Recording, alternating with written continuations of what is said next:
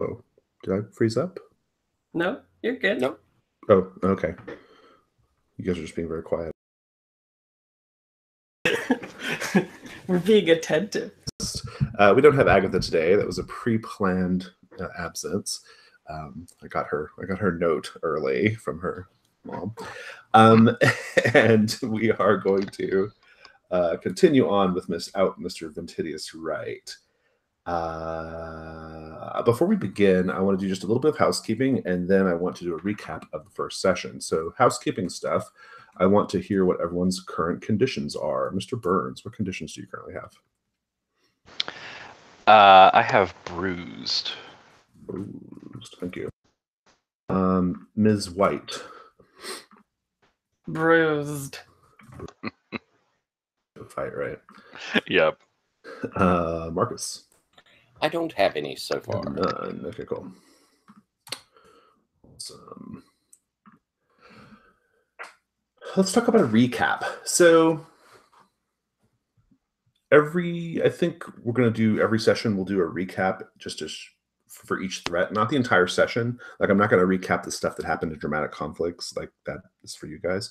But I am going to recap like each of the threats that are named so that you can know kind of where you stand with that threat. So last time, the threat we currently are dealing with is the vampire. The hunters had gone to an opium den in Whitechapel, a known haunt of their missing accountant, Mr. Simon Anglesey Clark.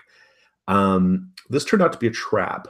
There were 3 vampires lying in wait, and they attacked. You managed to dispatch the 3 vampires. According to a vampire named Cooper, Mr. Anglesey Clark is being held at the brothel of its vampiress proprietors, the Wemberley sisters. That's another thing you know. Mr. Anglesey Clark was frequently seen with a whore named Bet, according to a maid named Teresa. And Cooper believes Hargrave House is pissing off various dark forces in the city. Warns the group that the Wemberleys are very, very old vampires. And so that's kind of where we stand with the vampire threat. We don't know which vampire in this apparently vampire suffused London, which is the one that you're concerned with. But it seems like Mr. Clark was taken as a lure or a trap or like a way to get your attention, right? That seems to be the case. Is there anything I forgot vis-a-vis the vampire threat that you guys can recall? Okie doke. In that case, does anyone have beginning of session moves? I know Mr. Wright did, but I don't think any of the other characters did. Okay. And in that case, before we begin, I'm going to introduce the second threat.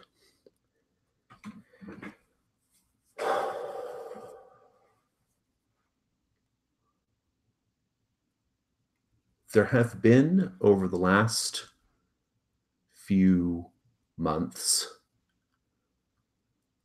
babies being absconded from orphanages. There are several orphanages that have been struck throughout the city with babies, toddler age and younger, having been taken. Orphans going missing is not the kind of thing that usually catches people's attention, although in the lower classes there are of course all sorts of stories about like who might be taking these babies and for what dire purpose. This has started to be news though, because several nights ago a baby belonging to a wealthy couple was taken from its crib, and suddenly the city cares. And so you didn't have to look very hard to realize that there's a pattern going on here of babies being kidnapped throughout the city. And in fact, I have an establishing question for Marcus. Marcus, I believe you are I know. You have a connection, a relationship of some sort to one of the orphanage directors, a Ms. Elvita Good. Good with an E at the end. Ms. Elvita Good. I want to know at some point what is the nature of your relationship with Ms. Good. And I also want to point you guys out if you need it. I put that recap document in the folder there. It's the between long playtest recaps, but I think we covered it pretty well. So I think it was pretty straightforward. So if you guys need to refer to it, you can. But so that's your threat. Baby's going missing. It's weird. And connection is Ms. Elvita Good. Do I owe anybody else any more day phase from last time? Did everyone get a chance to frame a day phase scene? Or does anybody have an idea for another day phase scene? We don't have to end the day phase, right? We can kind of keep going a little bit. Although, bear in mind, per the rules of the game, you cannot clear a condition in the same day phase that you got it. So, no, I think I'm interested in moving on. okay. All right. And that's what we'll do. Let's go ahead and turn our attention to initially to in the folder. Do you guys need a link to the folder? I can grab that if you need it. Yes, please. I saved the Hargrave house, but not the whole folder. Yeah, I'll go grab the folder for you. And the Hargrave house sheet has a rolling room on it. Awesome. In the folder, you'll want to direct your attention to the overseen document, which still only has 3 overseens in it, but there are going to be more, I promise. There have to be for you guys because you guys are doing a bunch of sessions. But for now, we're going to go to that overseen document. We're going to begin the night phase, as we always do, by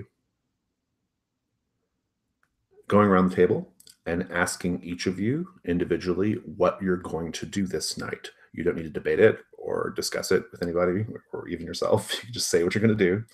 And then everybody will get a turn to say what they're going to do. And then if after everybody says what they're going to do, if anybody wants to adjust their plans, they may. So, yeah. Mr. Burns.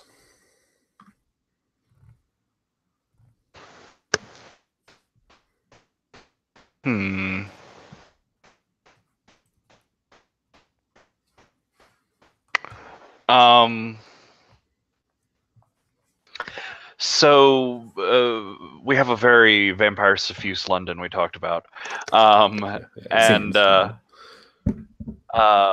we've got the whole thing of Maisie having a hard time fitting into London society, and I sort of got a view into her world going to that bar and hanging out with her in my rhinestone cowboy outfit.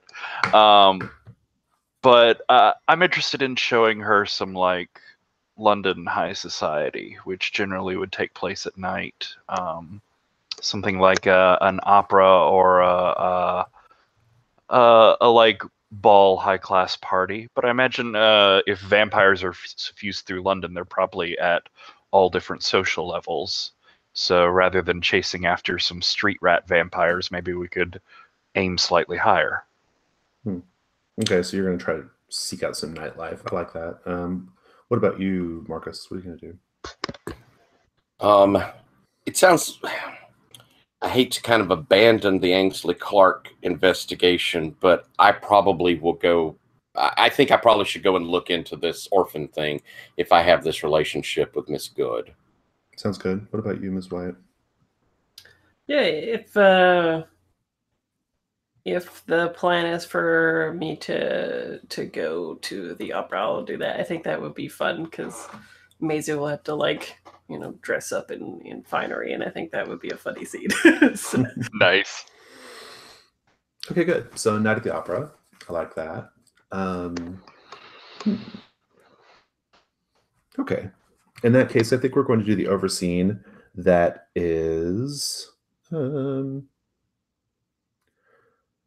let's do the tarot card reading of Ms. Lydia Wainwright. Lydia Wainwright is a young woman of 19, born into a respectable family. Her mother has commanded her to marry Edgar Thornton, the son of a wealthy industrialist, but her heart belongs to Samuel, a poor but very handsome chimney sweep.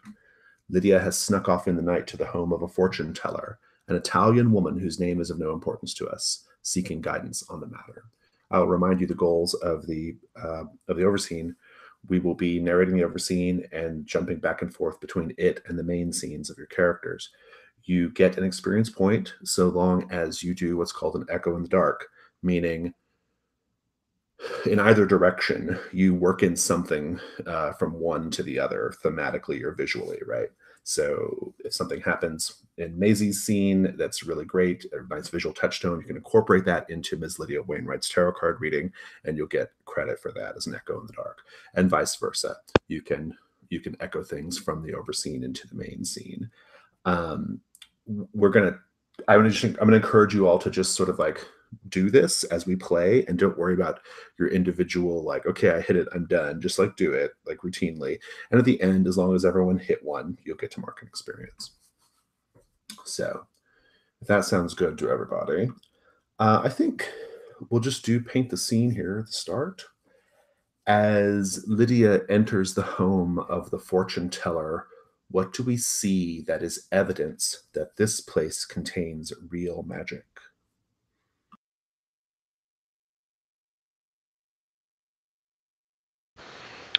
I think as she comes into the house, the front of the house, there's this like long shadowed hallway with doors along it that are closed that have like lights of different color coming out from underneath them.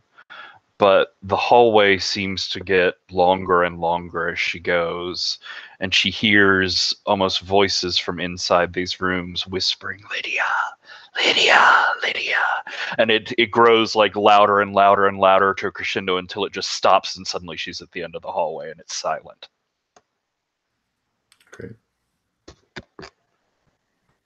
I think we see kind of the camera as an over the shoulder of our fortune teller looking into the crystal ball, and we see Lydia sitting kind of like reflected into the ball.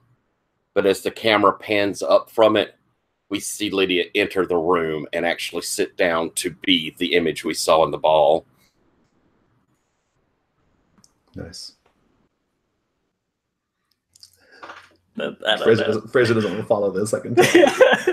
This is good stuff.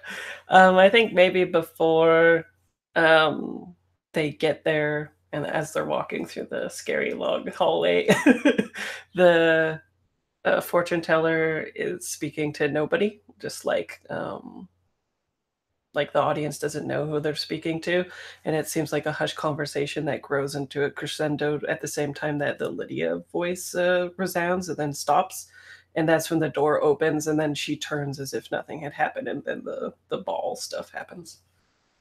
Fabulous. Marcus, it's kind of the night off, right? In some sense. How are you appear differently? How are you dressed differently right now?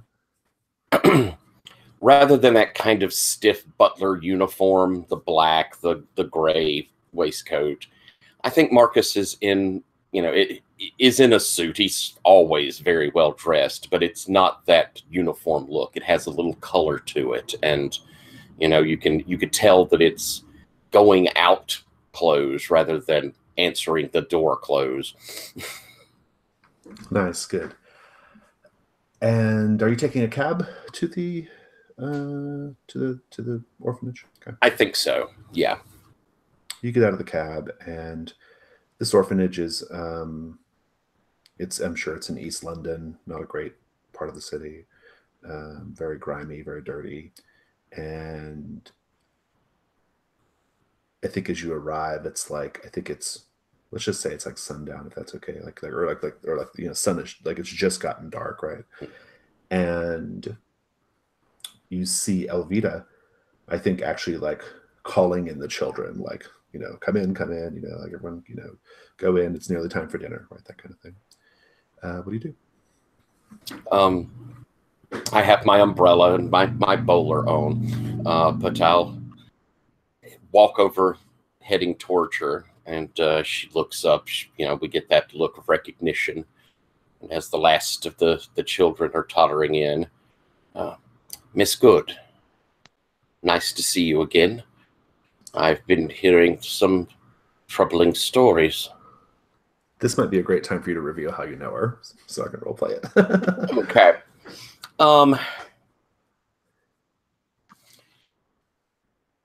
I have a feeling that there was a family I worked for here in London, possibly before I went to America, some time ago when Miss Good and I both were much younger people. May have even been just a footman in that household. But they had an unfortunate problem of one of the daughters of the household getting into an indelicate situation. And I had to bring the resulting child here to Miss Good. And since then, even though I'm not with the family, I cared enough about that daughter that I've checked in regularly, and I actually know what's happened to that child. I know that it's grown up now and probably even arranged for it to find a job in service somewhere.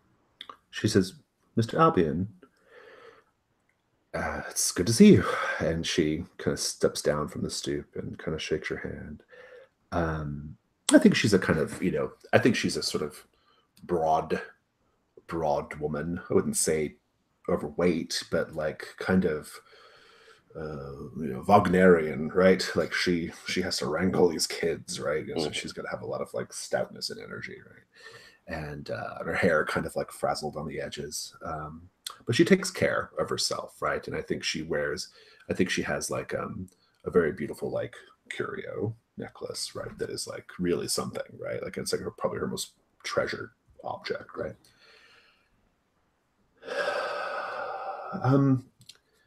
Yes. What was your entree again? Would you say there? I've already forgotten. I've heard some disturbing stories in the last few days. She says, yes, I imagine you have. I imagine it was about babes going missing in the night. Yes, Miss Good. Very unfortunate. I am very, very put out by it, I assure you, Mr. Albion. I have been doing this kind of work for many years, and I have never, until recently, I've never ever let one of the children in my care, one of my charges, get out from under me like that. I don't know what could have happened. Your reputation is sterling, Miss Good, as I know so very well. Have there been other orphanages, or was it just her? There's like three of them, at least. Okay. Yeah. I was wondering if perhaps I could ask you a few questions. My current employers are, let's say, interested in charitable works, and hearing of these children gone missing from orphanages has disturbed them greatly. Perhaps we can help. I think I'm on the night move with presents. What are you afraid will happen right now? I'm afraid she's going to shut up. That she's going to be scared that this is going to look bad on her and avoid it. Yeah, and I think it'll be even worse than that. I think she'll probably put out word to the other orphanages too, to like, don't talk to these people. So gotcha. All right, rolling with presents. That's an 8-9.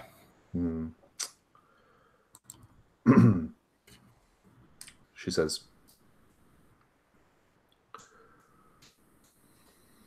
Marcus, I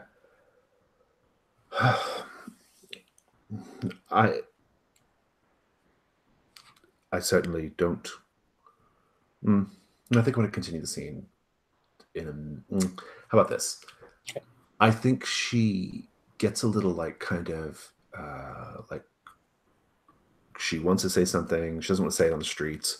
She beckons you in, and you can tell she's really like in quite a state. Like you've really got her worked up.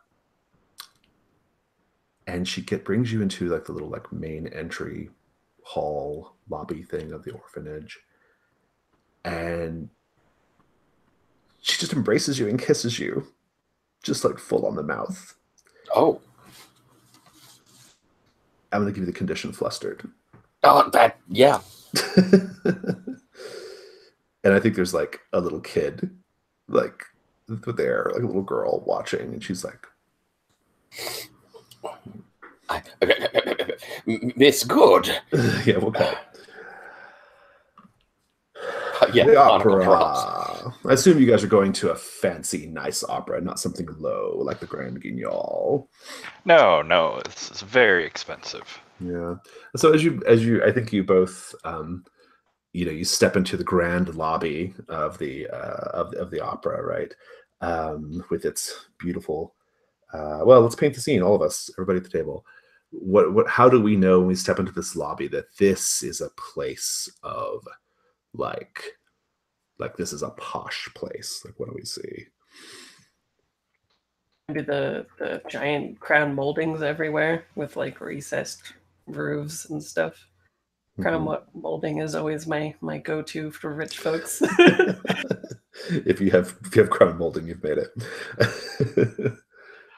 I think there's just this like series of crystal chandeliers in the entryway, the lobby leading in, just hundreds of lights up on top of them, reflecting off of all the little crystals. I think in comparison to the smell of London streets, the moment you walk in, the perfumes and the colognes of the men just sort of form this melange that's, it's just strikingly different from the soot and nastiness of the London streets. And I think there's a waiter moving around the crowd with like a silver tray with little cordials on it, right? Which are like free, like if you have a ticket. What is a cordial? Oh, like a little a tiny serving of liqueur, a little glass. Usually very sweet. Yeah, so you're here. How do you polish up, Ms. White? What do you look like right now?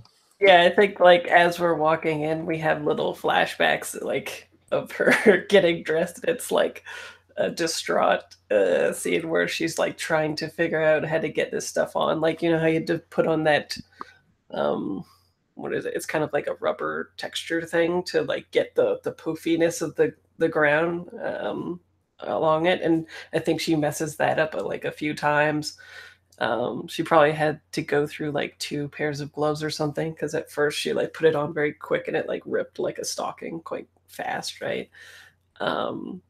And I think how like stealth the rich people know that she's not quite belonging, even though she's kind of like all gussied up, is that she doesn't have piercings in her earlobes, so she couldn't put on earrings.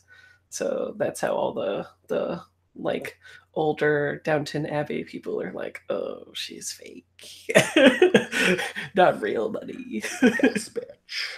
Okay, Yeah. All right. Are you doing Tux and Tails, Mr. Burns, or? I would be if I had it. I mean, Mr. Burns, are you in a Tux? I'm again in a more modern sort of suit, which I think is where it was all like sleeks, blacks last time. It's like embroidered and patterned black fabrics, but it's that weird clash of like at the moment it's avant-garde fashion, so it's somewhere between like far too formal and like you're wearing a bathrobe sort of thing. Nice. Yeah, so you're there. I think a waiter steps up to you and says, sir, would you like a cordial for you and your companion?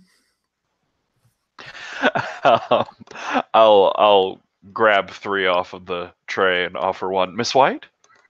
Keeping the other 2 for myself. I like incline my head and take it. Well, so you're here. I mean, the opera hasn't started yet. There's a bunch of people milling around. This can be just a night on the town, but this could also be part of the investigation. I mean, what do you do right now, Mr. Burns?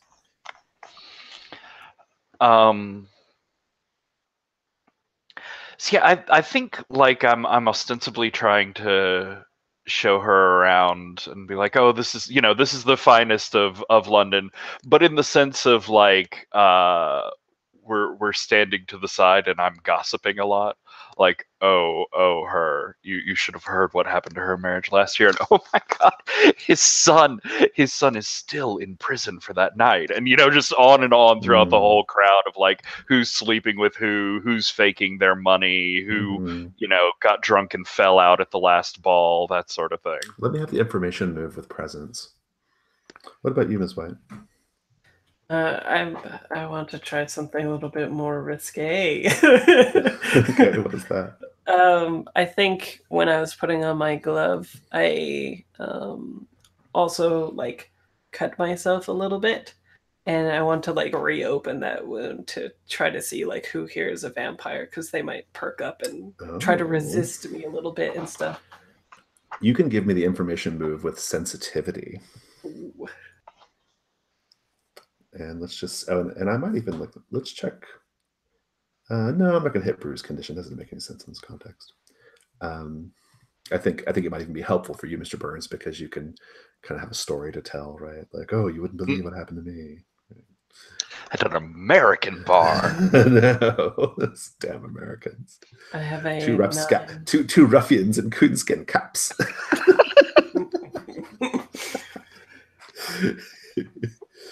What was results? I got a 9. A 9. Okay, so mid results for both of you. Why don't you start, Ms. or Mr. Burns, one from the list.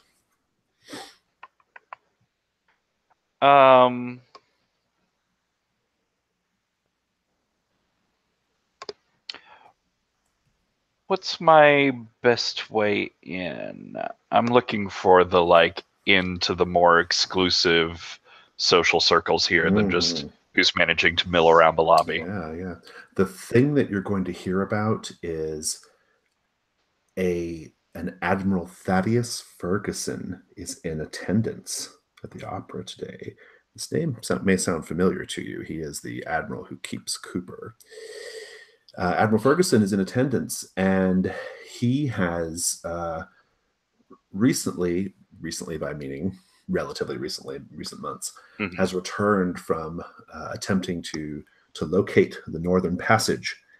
And I just recently watched The Terror, by the way, BT Dubs. And Thaddeus Ferguson is absolutely based off of that actor whose name I can't remember right now, from Rome. But he's there, and like if you find him and ask him about like how the journey went, he'd be very happy to entertain you, regale you. Yeah, we'll slowly work our way across the crowd. Like Theo is definitely constantly grabbing free drinks. So he's a little sauced and a little like overly charismatic as we pull up to the Admiral and we'll come back to it. I just want to get Maisie's question real quick. I think I want to know what here is not what it appears to be.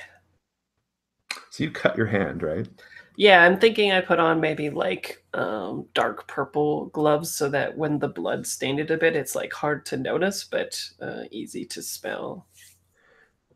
Quite suddenly, you look up and you see a woman, older, maybe in her early 50s, clearly wearing like an auburn wig, because it's like perfectly auburn, not like there's no gray, right? Even though she's clearly an older woman, and she has a quite large, extravagant black fur, right?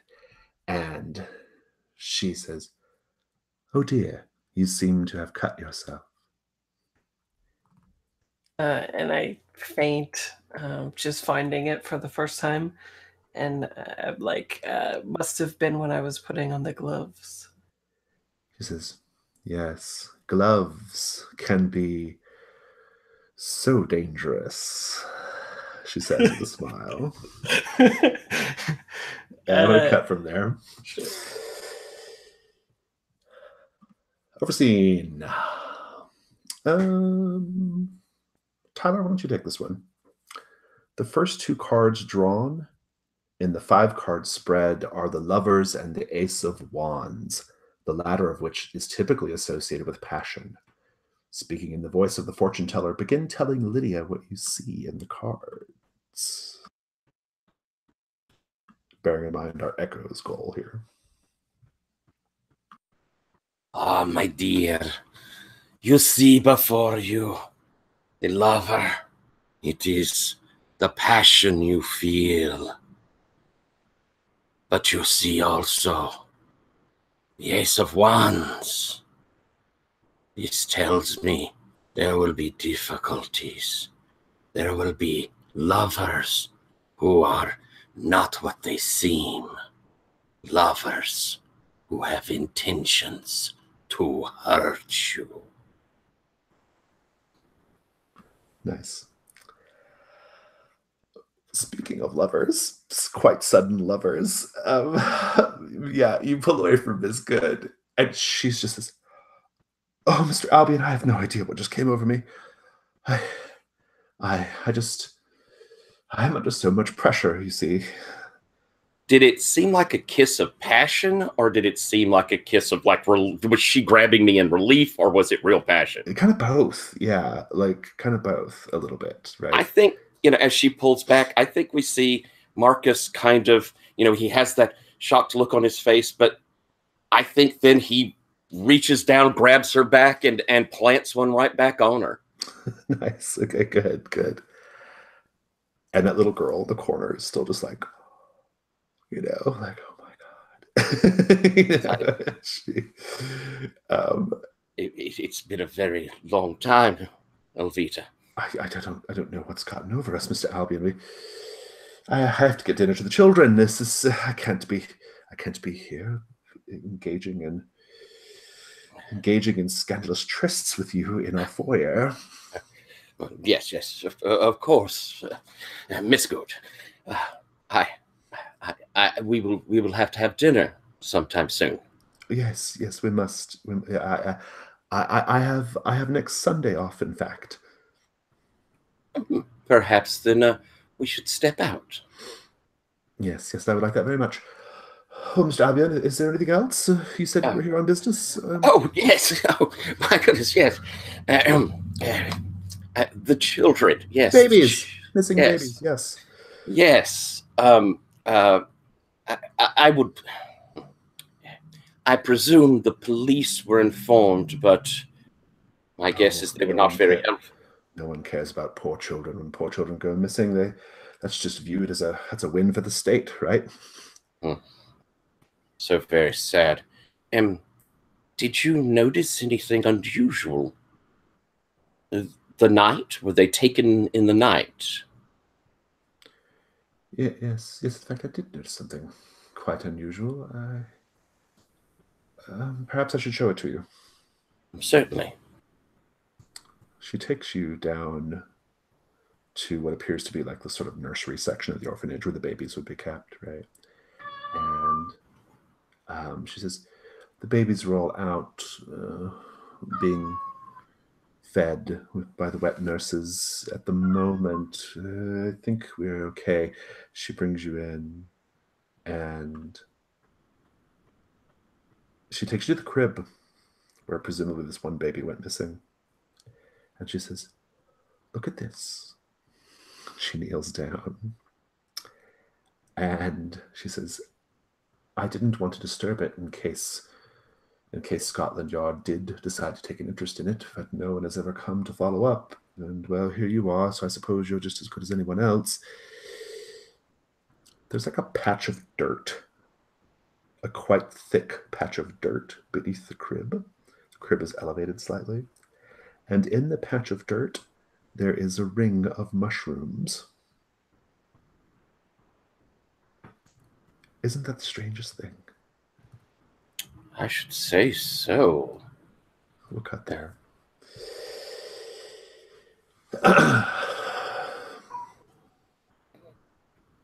And so, Admiral Ferguson,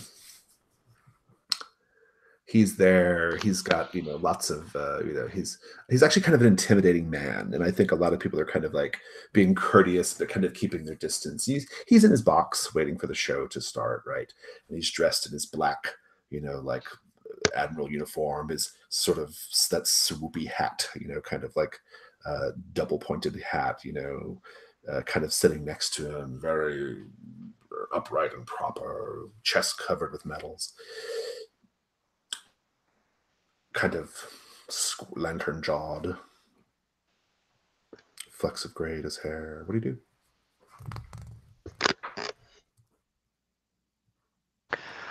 I accidentally mute myself. I'll come in. You say he's like seated in his box. Yeah, he's seated in his box, like kind of just uncomfortably waiting for the show to start, basically. I think Mr. Burns will just sort of stride confidently in and sit in the empty chair next to him, just sort of like flop down and throw his feet up on the banister in front of him. Say, so, I hear the frozen north is full of demons and ghosts and native spirits. Did you encounter any? He says, that is a most impertinent question to be asking, and I say, who taught you your manners? And he straight up like kicks your feet off the banister. If you were one of my sailors, I'd have you strapped to the pole, to the mast, and lashed. But of course, to answer your question, there are many dark things in the north. Many, many dark things. Do you have an interest in such things, sir? Dark things or sailors? You are getting closer and closer to a lashing with every word that comes out of your mouth, sir. Promises, promises. There's still a whole show to take in. You are quite the character. I'm Admiral Thaddeus Ferguson. What is your name, young man? Oh, Mr. Burns. And please, this is my companion, Miss White, or Maisie, I hear she Oh, no, prefers. I think Maisie's having a separate scene with this Oh, person sorry. Gotcha. Yeah, Yeah. like she encountered. She got sort of taken off. Yeah, I have you guys second. Yeah, separated right now. Cool. Readjust. Mr. Theodore Burns. Burns. Where do you belong, Mr. Burns? What do you do for a living? Where do you live in the city?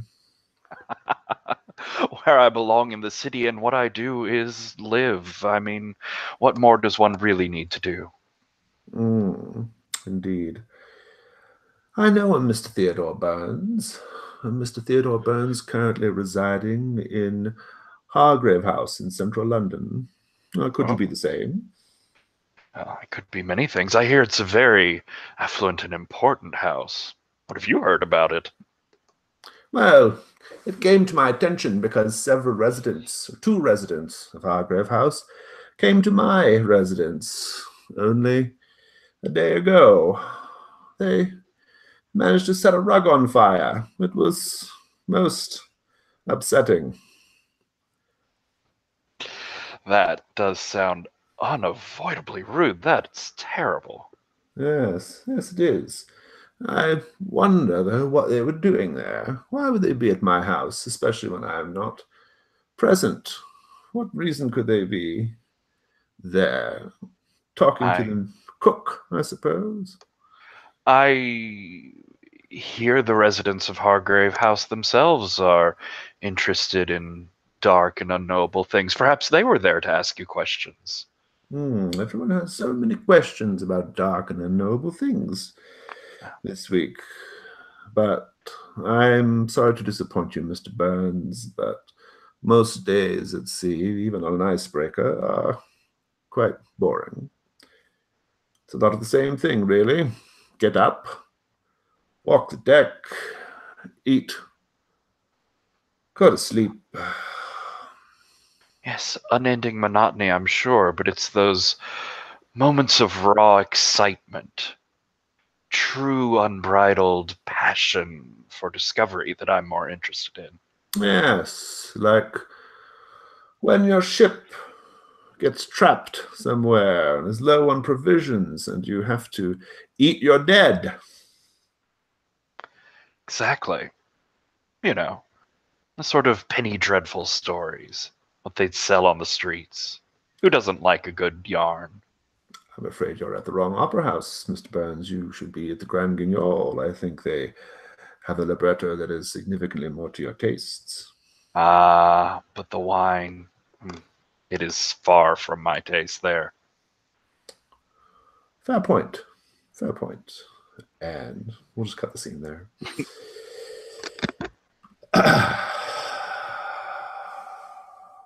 This woman, older woman, I think she looks a little bit like, let me pull up a picture of her.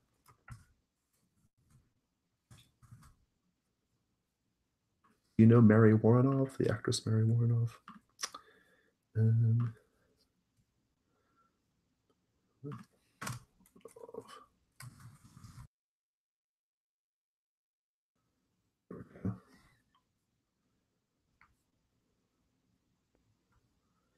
Let's put a picture of her. Do I have an image board in this? I don't even know. I'll just insert it right here.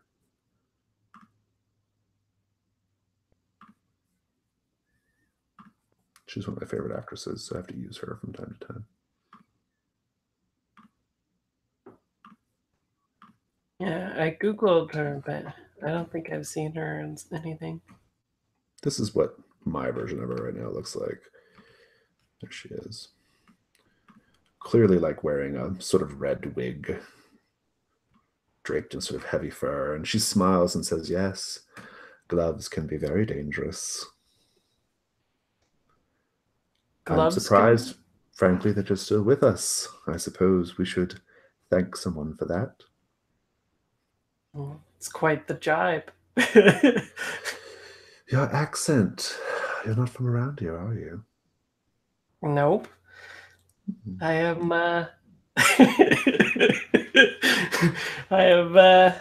I'm from overseas and having just a delightful time with you all. American or Canadian, perhaps, if I had to guess. I'm not from London either. I'm from somewhere much further away, but I find the city's energy to be quite invigorating. There is an endless supply of vitality. Is that what you're interested in? Vitality? Oh, yes. Yes. When you reach a certain age, dear, you're going to find that you'll do almost anything to maintain your looks, to maintain your youth. You should enjoy it while you've got it. Oh, I intend to. So, the opera. My first time, if I have to be honest. Splendid. Excellent. Are you here with anyone? Yes, Mr. Burns. How lucky for Mr. Burns. I've come alone. I find that having company during the opera is most distracting. But I have very good seats. And she looks up at a box across the way from the Admiral's box. If you get bored with Mr. Burns, I do hope you'll come see me, perhaps at intermission. Well, I might just do that after all. If I don't come, who knows what you'll get up to. Well, enjoy the show, Ms. White. White. Yes, Ms. White from across the sea. And Do be you? careful with the stairs. They are perfectly vicious. And the draperies are practically murderous. I know you are prone to succumbing to dangers. I don't know about succumbing, but they tend to find me all the same. What was your name again? Joanna Wimberley. Is that a name I should know at all, Jason? Well, you know that Wimberley sisters are keeping Simon Anglesey Clark, but you were led to believe they were whores. This woman doesn't seem like a whore. Right. Interesting. And she leaves you. Cool. Third overseen. Oh, yeah. Third overseen. Third overseen. This will be for Fraser. You can take this one. The next two cards drawn are the Five of Swords, typically associated with violence, and the Fool, which represents the beginning of a journey. Continue the fortune teller's card reading.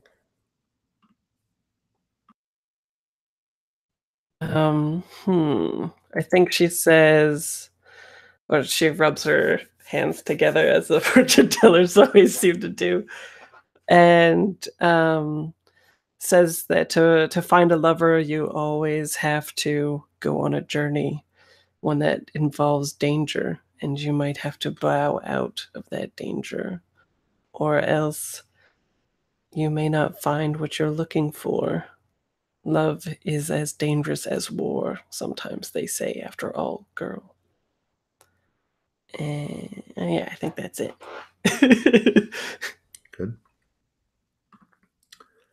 Well, Elvita Good has just shown you these mushroom rings. This mushroom ring planted seemingly beneath the crib. What do you do?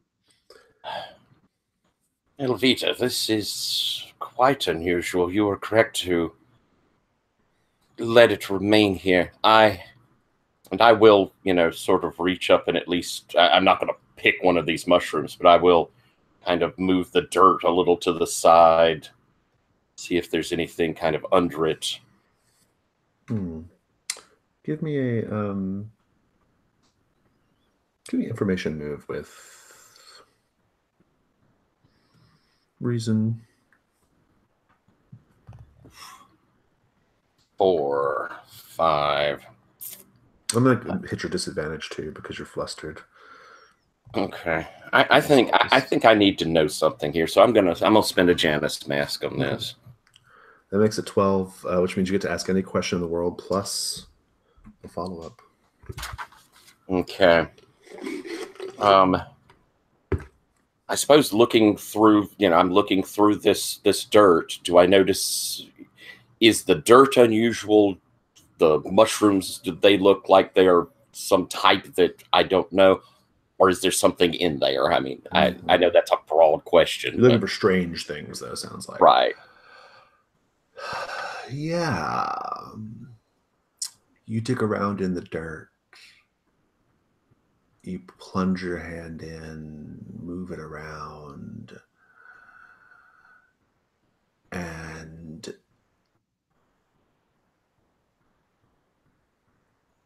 you feel something in the dirt pulsating, throbbing, even fleshy, thick.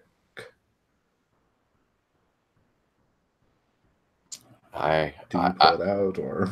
I'll pull it out. It's a tiny little heart.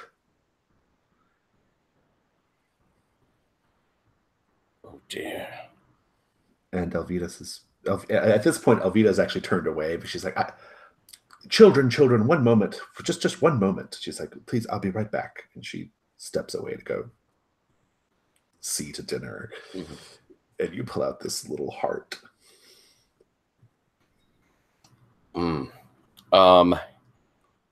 My follow-up question, boy, it's hard to come up with something right for the, does it look, I mean, how fresh does it look? Does it look like it's been in this dirt for a day or two, or does it look really, really fresh? It feels slick, yeah. And it's definitely like up, it's beating. Oh, yeah, pulsing, I guess, yeah. I think we see me sort of stare down at it and, oh dear, oh my, oh my. I'm going to give you unnerved as well. But you do get a follow-up, though. I'm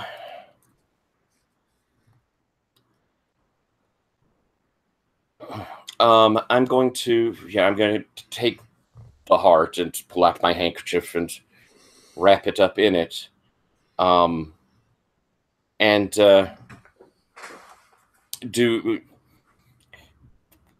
Does the ring of mushrooms or this thing, does it do anything once I pull it out?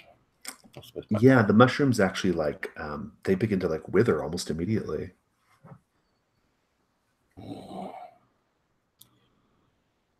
I put the heart away in my inner pocket. This may be more than my talents can handle. As I straighten back up.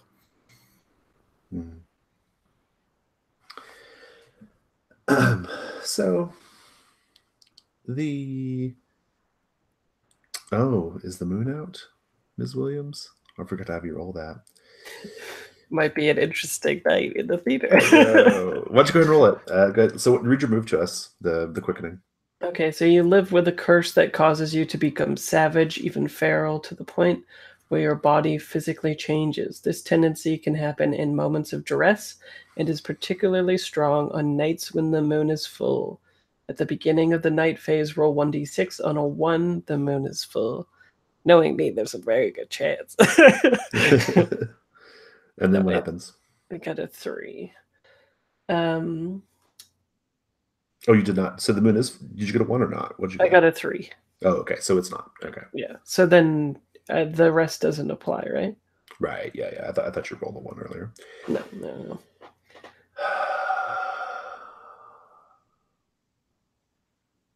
Mr. Burns, the opera's starting, and the Admiral does have guests, so he will send you away. What do you do? Where do you go? So I think I go to make my way to where where Maisie and I have seats. I'm guessing it's like probably a lower down box than the two of those people were in. Right. Yeah. Balcony, maybe. Yeah, but I'm sort of making my way across as like the lights are going down and things are just starting, and I think people start to recognize Mr. Burns, like in the way of he's been thrown out of this establishment before because he tends to get like messily drunk or high. So I just I hear like whispers as I'm going along. I'm like, oh my god, it's Mr. Burns! Look, it's that Burns fella, sort of thing. As he's going along, and his like head goes down. I think it sort of starts to echo into like he's a little drunk and starting to hear people's thoughts a little bit as they're directed at him. And so it just becomes overwhelming as he like dashes the last bit towards the box and throws himself down and pulls out a flask of laudanum and just starts like throwing it back. Are you trying to trigger your move here? Yeah, I think so. Yeah, go ahead and roll. The thinning of the veil there. Sensitivity.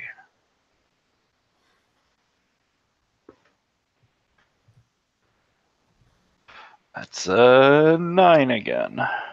So on a hit, you may ask what is about to happen.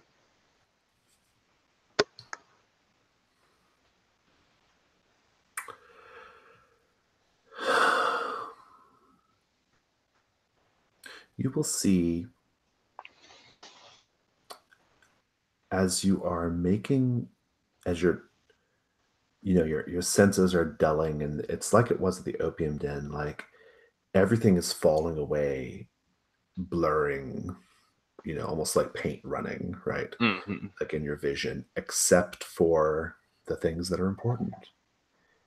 And you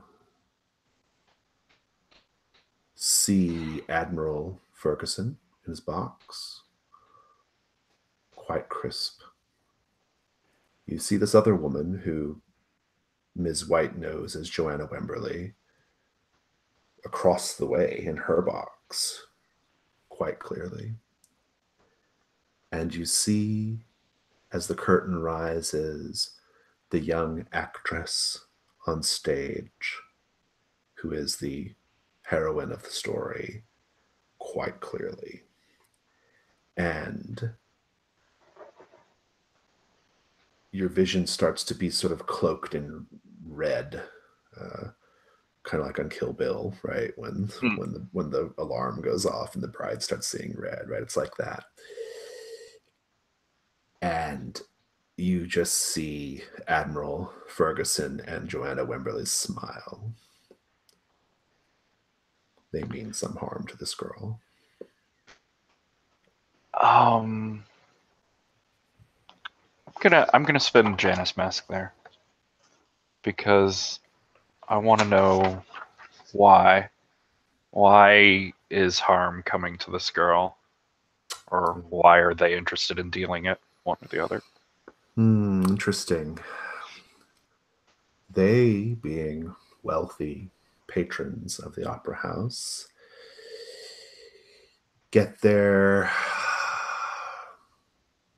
pick of the litter, as it were, and they are going to take this young actress to a private rendezvous that's going to be very bloody and very, very bad for the actress.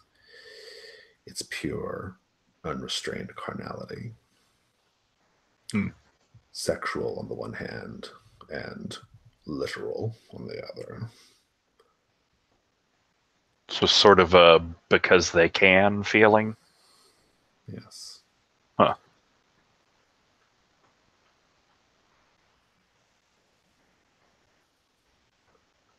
Okay. Ms. White.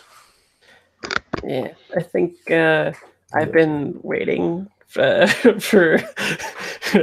Mr. Burns to come back because I've never been at the opera before, so I've been waiting, and finally I realized that he's probably proceeded, and so I climb up the couple steps, and I think like the grandeur of it, like how big it is staggering, and I kind of get like the same feeling as the Lydia going down the hallway. It like stretches. And then the usher is doing the same thing where like calling my name, and it gets louder and louder and louder until it kind of like cuts on screen. And then they're like, asking me where my seats are and all that kind of stuff. Yeah. But maybe as I look, I see Mr. Burns sort of like going from the heroine and looking at Wimberly and the other. And I try to like make a decision. And I tell the usher that I've been invited to the private box of Miss Wimberly. Mrs. Wimberly, Joanna Wimberly. Yeah. You can go up. And when I try to make it so like the usher kind of leaves once he's pointed it out, and I try to like eavesdrop on their conversation to see what they're planning. Well, they're in different boxes, right? Okay. Yeah, they're across the way from each other, like across the whole audience, right? Like, yeah, it's either side. Okay. You can still go up to Ms. Wimberly though if you wish. Yeah, if there's a spare seat, then maybe what I try to do is sit there and make eye contact with Mr. Burns, being like, I'm here as well. Like we're working it. Yeah. Yeah. I think she'll see you and she'll say, Ms. White, I thought you might like a reprieve from the cheap seats. I have plenty of room in my box. Please join me.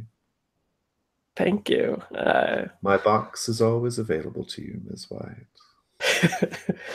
Well, I thank you for your kindness. Clearly, you're the nicest person I've met in all of London to the date. Well, I just have my box unfilled, and here you are. Really just a matter of practicality, but I do find you quite charming. As the play is proceeding, I try to like cut in a moment where she is particularly distracted and recant like my story of what I had heard about her sisters, like a peculiar story about the Wimberly being ladies of the night, and try to like trip her up. Oh, you just bring it up like randomly? I try to be like polite about it though. Like I'll say like I heard a curious story, sort of like the young. I want a composure roll. This is okay. Yeah, like that's what fair. conditions do you have right now? Bruised. Okay, I don't know if that really applies, but I do want a composure night roll. What are you afraid will happen right now? Well, I think it's fair to say that I'm not used to this sort of subterfuge at all, right? Like I'm a brute force instrument usually, so going on the down low and speaking niceties is not my thing. So I think that I'm afraid that she'll see right through my ruse. She will. It's worse than that. She'll see right through it and send you flying off the edge down below. Oh, wow. That escalated quickly. Do you wish to continue? Yes. Roll plus composure. Wow, she does not fuck around. Reroll. Oh, I got a 7. A 7.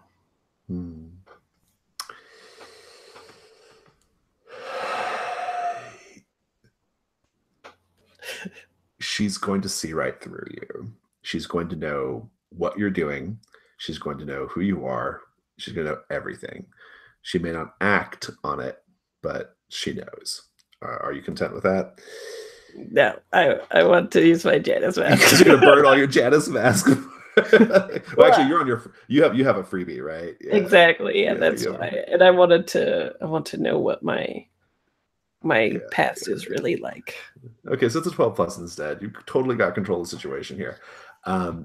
Should be very open, should be very open with you. And as a bonus, I think as a bonus, she'll be so enamored and taken with you that she'll abandon whatever evil she's going to do with the Admiral for the night.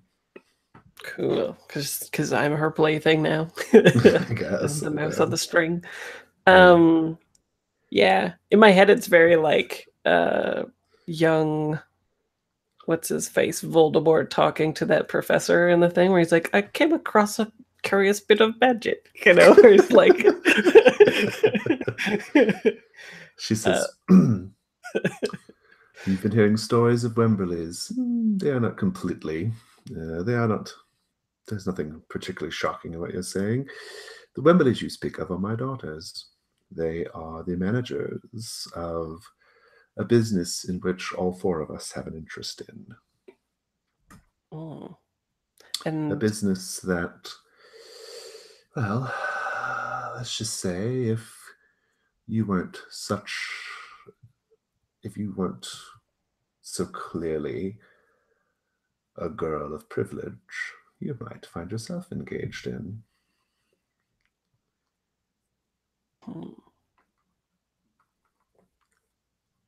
Interesting.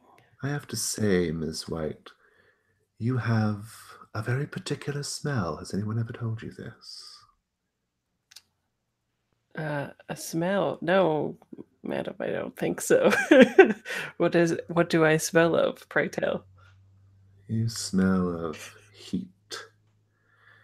You smell of a certain corporeal earthiness. Intriguing. I'll point out at this moment that she smells like nothing. Oh, cool. And then she kind of like takes your hand and says, "Miss White, won't you join me after the opera for a bit of a nightcap?" I say, I like take her hand and I say, absolutely, and I'm planning on killing her. Let's go to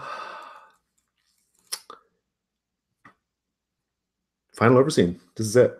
So whatever happens after this is it.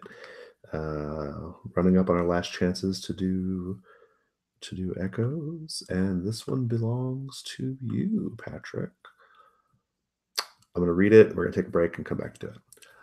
The last card drawn is the Devil, representing the seduction of the material world and other earthly pleasures. Well, hell, this overseen's already echoed itself.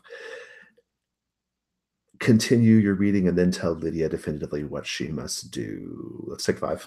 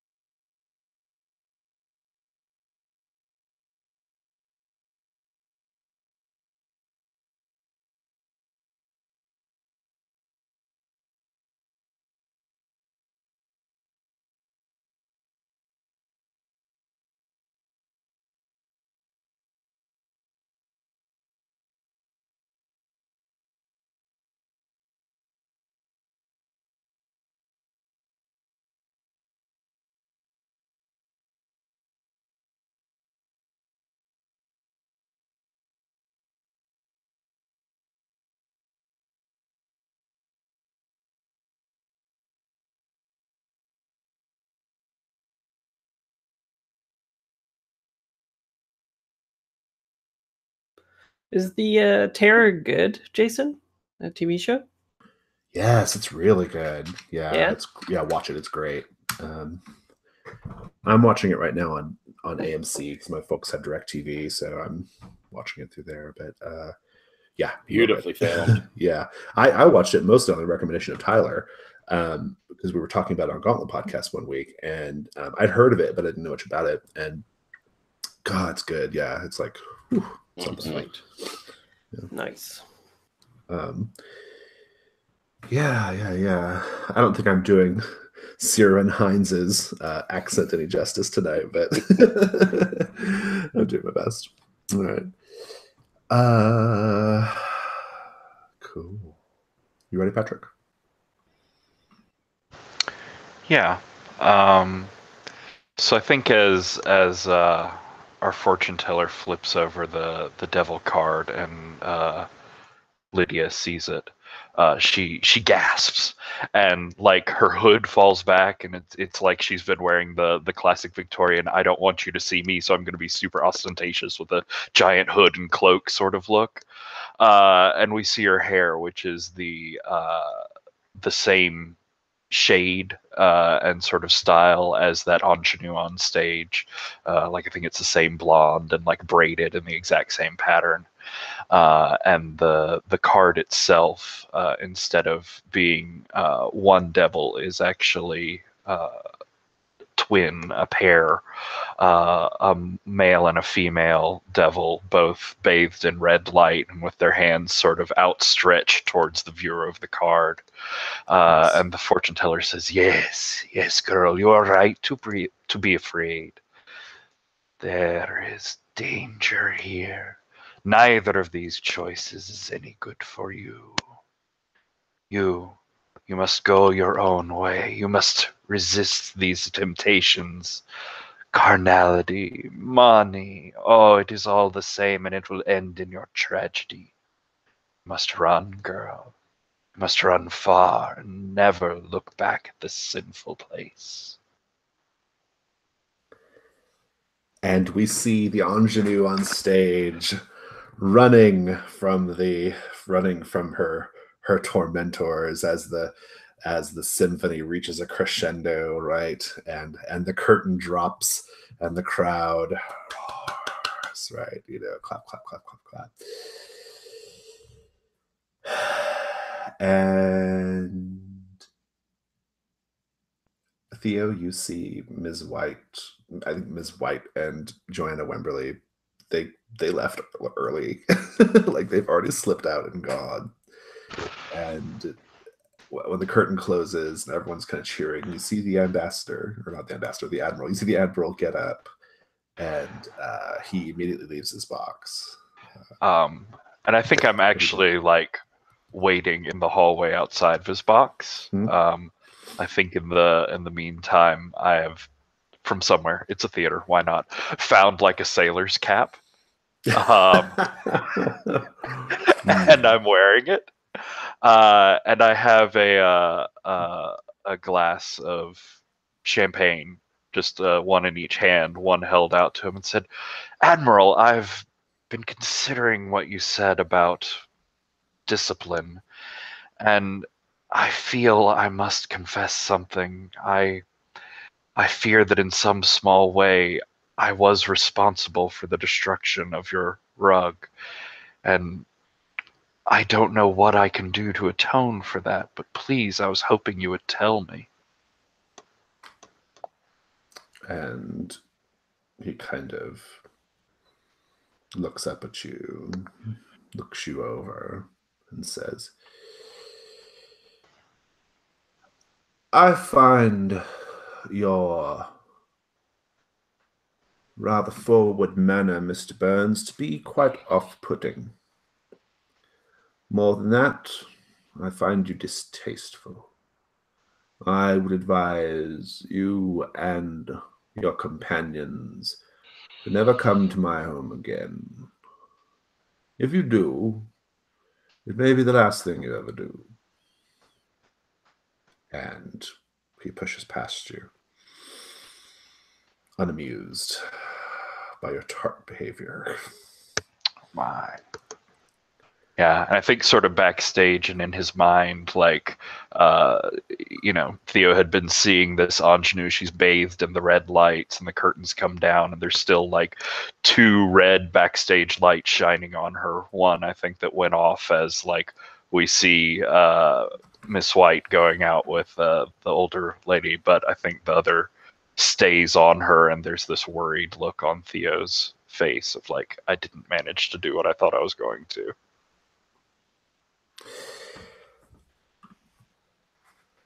I'm going to cut over to, I think I'm actually going to cut over to Marcus. Marcus, you've just collected a little heart that's beating in your pocket. Yeah. Right up next, it's in my coat pocket, so it's beating kind of opposite my own heart. Yeah. And if I can, I think I want to just slightly retract. I didn't stand. I picked one of those mushrooms as well. Oh, sure. Yeah. And as I slide it into my pocket, you got something to do, or can I do something? It's all you. Go ahead. Cool. I think that we have a window behind the crib. And as I put this into my pocket, we hear a kind of, "Oh, I'm sorry, sir." And we see in the reflection in the mirror, there's a young lady with a baby to her breast, one of the wet nurses, probably. Yeah. As I stand up, it's quite all right, ma'am. I was looking at something for Mrs. Good. I'm sorry, I was done. And as he starts walking by her, in that reflection, we see the baby release the breast and turn its head towards Marcus. "Albion." And then we hear from the cradles beside him, "Albion, Albion." He starts, he's flustered and nerved already as he hustles out of the room, and down the hall we can hear from the doors, "Albion, Albion." He moves past and down the hallway, and we see Miss Good. "Elvita, you did the right thing leaving that there. I'm going to go and consult with someone. Be careful. I will send word to you soon." And as I leave the door, and as it's closing behind me, I hear her with the kind of echo behind her. "I'll be seeing you, Albion." Yeah. It's good. Well, Miss White. Yeah, I want you to... guys, I think you spill out into the streets of London, right? And, she's had a little bit to drink. You've had a little bit to drink.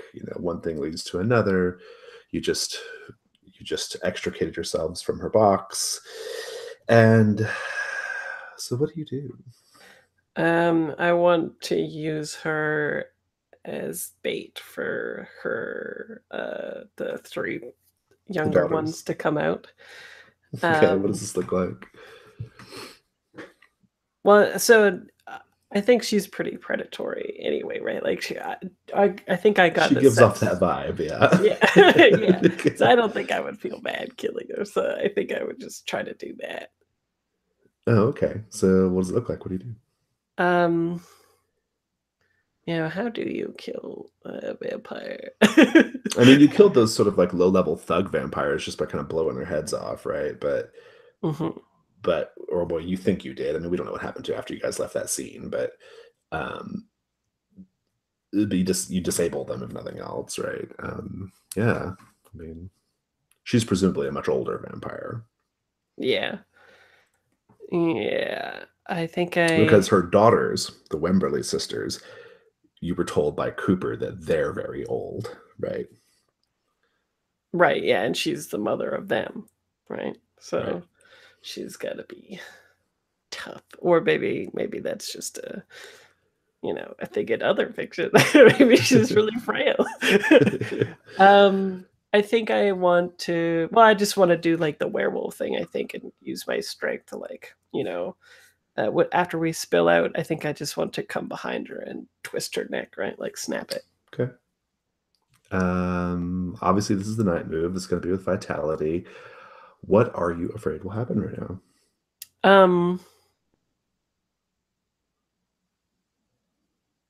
then it won't kill her. And then she'll do that creepy spinning around head thing. Like in the scary movies. Yeah, I think it's worse than that. I think she will demonstrate her true power to you, which will leave you a bloody pulp in the alley. Oh shit. Okay. Do you wish to continue? Yes. And what do you have right now for? I'm bruised. You're bruised. I'm gonna make you roll at disadvantage because you are a little bit slower on the upkeep, having gotten your ass kicked or at least haven't gotten roughed up quite a bit. Right. And I'm rolling with vitality. Oh, vitality. Okay. Yeah. So roll 3, take the 2 lowest. 3. Lowest is 7, 8. 8. I think it's going to be a scuffle. I think you will be able to. I don't know if you'll be able to kill her. You are going to be able to maybe injure her very badly. And she's going to injure you as well, right? It's going to be a nasty, nasty fight. Are you ready? Are you ready for that? Well, what I want is maybe it could be like a whatchamacallit, like a thing where she is almost dead until she like regenerates or something like that. Because the point is to get those 3. Oh, to get to get their attention. Yeah, absolutely. Yeah. You can leave her like practically for dead. Yeah, that's fine. Yeah, exactly. Yeah. Yeah, I mean, I'll tell you. So the fiction's mine. You go to like twist her neck, and as soon as you do, you just there's like this reflexive like growl from her, like right, like as soon as you like put your hands on her, and she spins you around and like almost like you're just a rag doll, like throws you and flings you against the wall, and you just like slam right up against it, right, and you kind of like crumple down. And she steps toward you and she says, "Oh, Miss White, I did think you were going to be a welcome amusement, but it turns out you're just a low, uncouth girl after all. Well, like all disobedient dogs, it's probably best if we put you in your place." And she like has like a like, you know, she kind of raises her hands and like there's just this like, you know, kind of costume jewelry kind of dripping off of them, right? And she bares her fangs and it looks like, from like, if we look at the alley like from a side view, we just see the silhouette, and it looks like she's wearing a big fur, but it looks like kind of just this like beast like bearing down on you, and it sounds like that too, like sort of monstrous howling, growling like sounds, tearing sounds. But you get the better of her here. What do you do? I think when she opens her mouth to do that, that's when I take out my gun and shoot her right in the mouth. And then as she crumples, I'm like, Burns did say these parties are murder. Oh boy. Maybe that happened. Maybe you said that. You're going to take conditions here. I'm going to give you, I think you're going to take shredded. Like, I think she has like clawed and scraped at your skin and ripped at your skin. Like, you look like hell. And also you're going to take concussion from being slammed up against the wall. Okay. But she flops down like bleeding massively from this like gunshot wound, right? And she's just like right, as the blood is pooling around her fur. Night phase over. Trap is set. Indeed. Well, Good. Did everybody get an echo? Seems like you did. I think I heard echoes, especially from Patrick there at the end. But everyone mark an experience point if you did.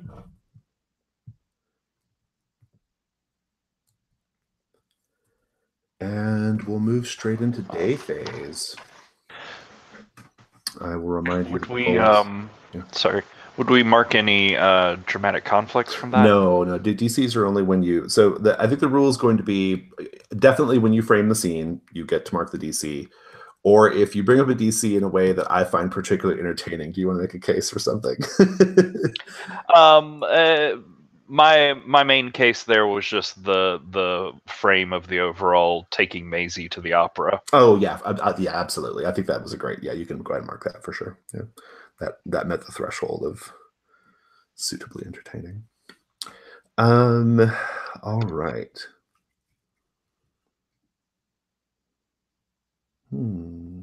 So I'll remind you that dramatic conflicts are a major goal of the day phase. Clearing conditions with the colleague move are a major goal of the day phase, as well as continuing the investigation or just seeing your characters at leisure. If someone has an idea for a scene they want to frame, just tell us where it's at, who's in the scene.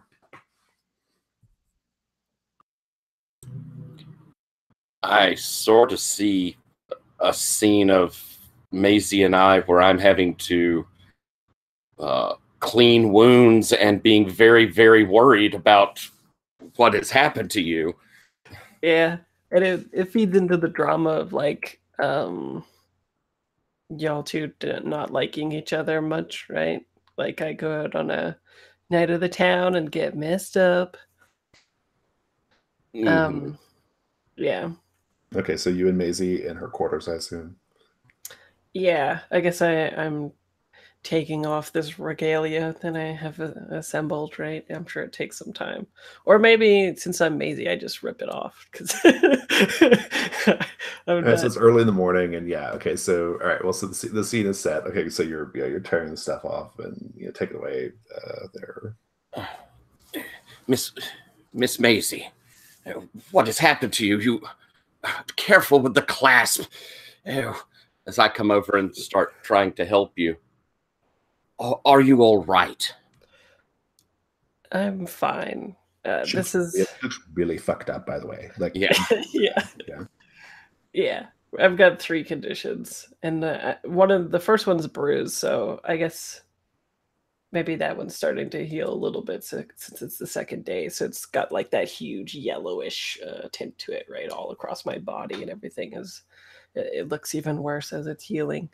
And I think mechanically I should have let you do this scene, because now I can't.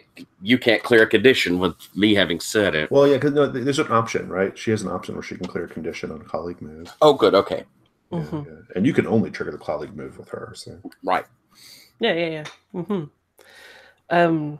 We went to the opera last night, and it was a thing. You look injured.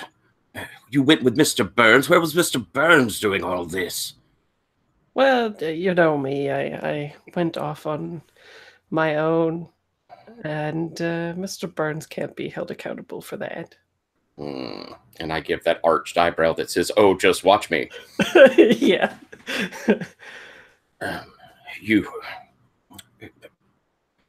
Miss Maisie, I think I'm going to have to bandage this.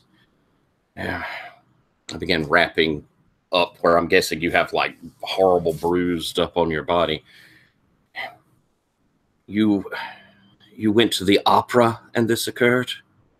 How did this happen at the opera, miss? Well, we happened to run into another vampire. Would it be Miss Wimberly? Mrs. Joanna Wimberly, I suppose. Yeah. Since she's older. And I managed to bait a trap for the younger ones, but at a high price to me. And that's when, like, maybe you fling open the curtains and I, like, flinch because I've got the concussion, right? So light sensitivity going on. Oh, my dear girl. Always getting yourself in trouble. You really shouldn't do these sorts of things on your own. I know that you are very headstrong, dear. But if something happened to you, I don't really know what I would do. I would, and you could see that I'm pretty upset. I rap. If you would, perhaps when you're going off with Mr. Burns on these sorts of things, let me know. Well, I can certainly attempt to do that. I think this was a bit impromptu. I think Mr. Burns actually did want to go to the opera. We just ended up doing a little bit more, that's all. I discovered a little something myself this evening I wish to speak to Mr. Burns about, and we can discuss it later. You look like you need rest. And as I come up, I'll probably kind of like stroke your hair a bit, putting it back in some sort of order. You know, I care about you very deeply. And you, of course. You've been there through thick and thin. Also, did we establish if you know that I'm like a werewolf? No, I don't think we've established that yet. Okay. And indeed, you can't speak of it. So. Nope. Yeah. Yeah. And as he leads you back to bed, just get some rest. I'll have lunch prepared once you wake. And as I'm leaving and I kind of look back from the door back over there, we get a pullback as I'm going to do the Janus mask for Maisie. As I'm looking back through the door, we kind of shift to me looking at another door, and we see a very proper upper class American family, and they've got their bags and they got their traveling clothes on, and we hear the lady say, "We'll be gone for, well, there's really no telling how long. You'll watch Maisie, right? I mean," and we hear Maisie in the background, giving that yell from the table of, "Marcus, where's my breakfast?" And she sort of kind of shakes a little, and we see the man go, "Yes, it's time to go. Well, we'll be back soon, Albion. You'll be fine. You'll be fine." And as they're heading off, Albion walks to the door and opens it up into the dining room. "Yes, Miss Maisie, breakfast is coming. Don't worry, dear. Everything will be fine." As we see out the window, the car just speeding off.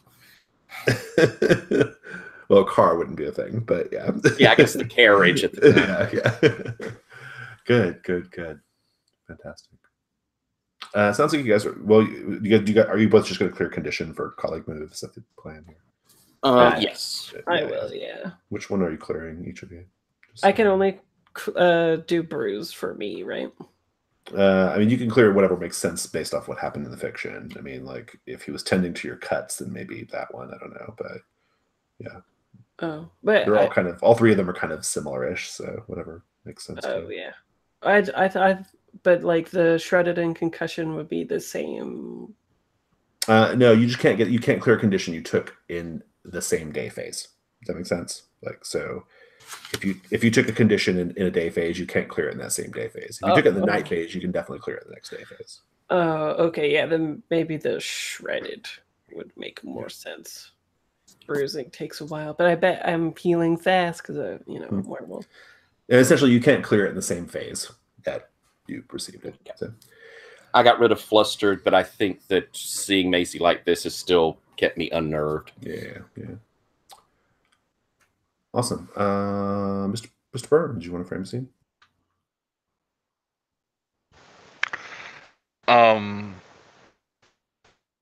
Yeah. I think he's still really upset and thrown off by the whole thing. Like, I think he's obsessively trying to find out if something happened to that actress. And I think that sort of started with a whole lot more drinking, which didn't manage to reveal anything more from the mists of whatever. So, and we really haven't had the resurrectionists introduced, so I don't want to use them. So I guess it's me. Like I need to find some way to go out and find out what happened to her. So I guess this is like hungover Theo badgering people at the opera, like Going trying to to the make opera house. Yeah. That's good. Yeah, you can go to the opera house in the day. That's fine. It's like one of those, like sets are being moved around, and like, it's the actors are probably not like immediately around, right?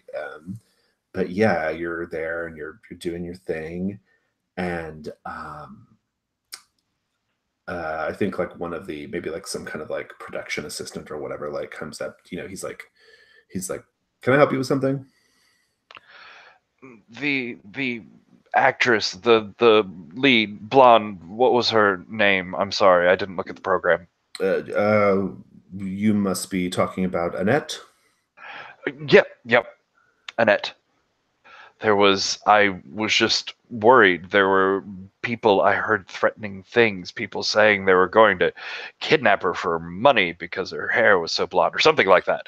Whoa. That's just an opera, right? That didn't really happen last night. No.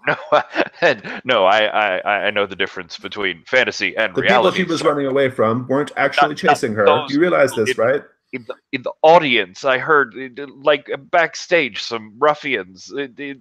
We're not backstage in the alley. It's bad people. Sir, are you familiar with the sanitarium?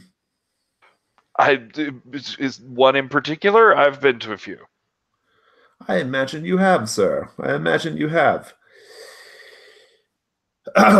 Annette is perfectly fine, sleeping in her dressing room. I'll let her know that she had a caller concerned about her welfare. Yes, about people chasing her and kidnapping her and whatever else. And I think Theo's like totally thrown by that in the way of like, oh, she's fine and nothing's wrong, and I think I'm drunk and being stupid in public, sort of thing. And he just looks very ashamed and sort of starts backing off, and he pulls out a coin purse and says, please, just buy her a bouquet of flowers for tonight's performance. Just, yes, let her know that I was moved by her singing. All right. And he like puts that coinage in his pocket and says, well, I guess you better be getting back to the pub, huh? Yeah, somewhere. Thank you, sir. And he just like stammers and runs. Indeed. Maisie, do you have a scene you want? Yeah, I think I want a scene with the both of y'all informing you that I am bringing hell to the house. I think like, why, if my plan worked anyway, that the Wemberley sisters will probably find us. And I think it's funny that you're antagonizing them, since we know that they're holding Simon Anglesey Clark right now. Yeah, but if we find out where they are, then they could attack the house, and when they attack the house, we could be getting Anglesey Clark back. Maybe. Yeah. I don't know. It wasn't a well thought out plan, I think. I'm just following the end of session questions. So I use violence to solve a problem. Oh. So the three of you together, where are you guys having? Where's this conversation taking place? Maybe after my wounds have been tended to in the morning and all that kind of stuff, when we're having dinner or something, or breakfast or brunch or whatever. Okay, good. Yeah. One of the 5 or 6 meals. Yeah, exactly. So you're having breakfast. Paint the scene. What do you see in the breakfast room that is evidence that Hargrave House has seen better days, financially speaking? I think as we're sort of sitting down and getting ready, like Marcus is going around and sort of throwing open the curtains here in the breakfast area to let in some nice light for a nice light airy breakfast. And for one thing, like similar to what happened with Maisie earlier, Theo very much flinches from the sudden light change. But also, I think we just see, like, as the shafts of light come in, like there's the floating dust everywhere. Like things in stark sunlight are more faded and sort of worn at the edges, especially here in like the kitchen, breakfast, sort of highly used traffic areas here in the house. Thank you. I think it's cold. I think it's that sort of thing of we have to be a little careful of how we afford to heat the place. And so I think that we haven't, there is the fire starting in the grate, but it wasn't going beforehand. And it's actually chilly. Yes.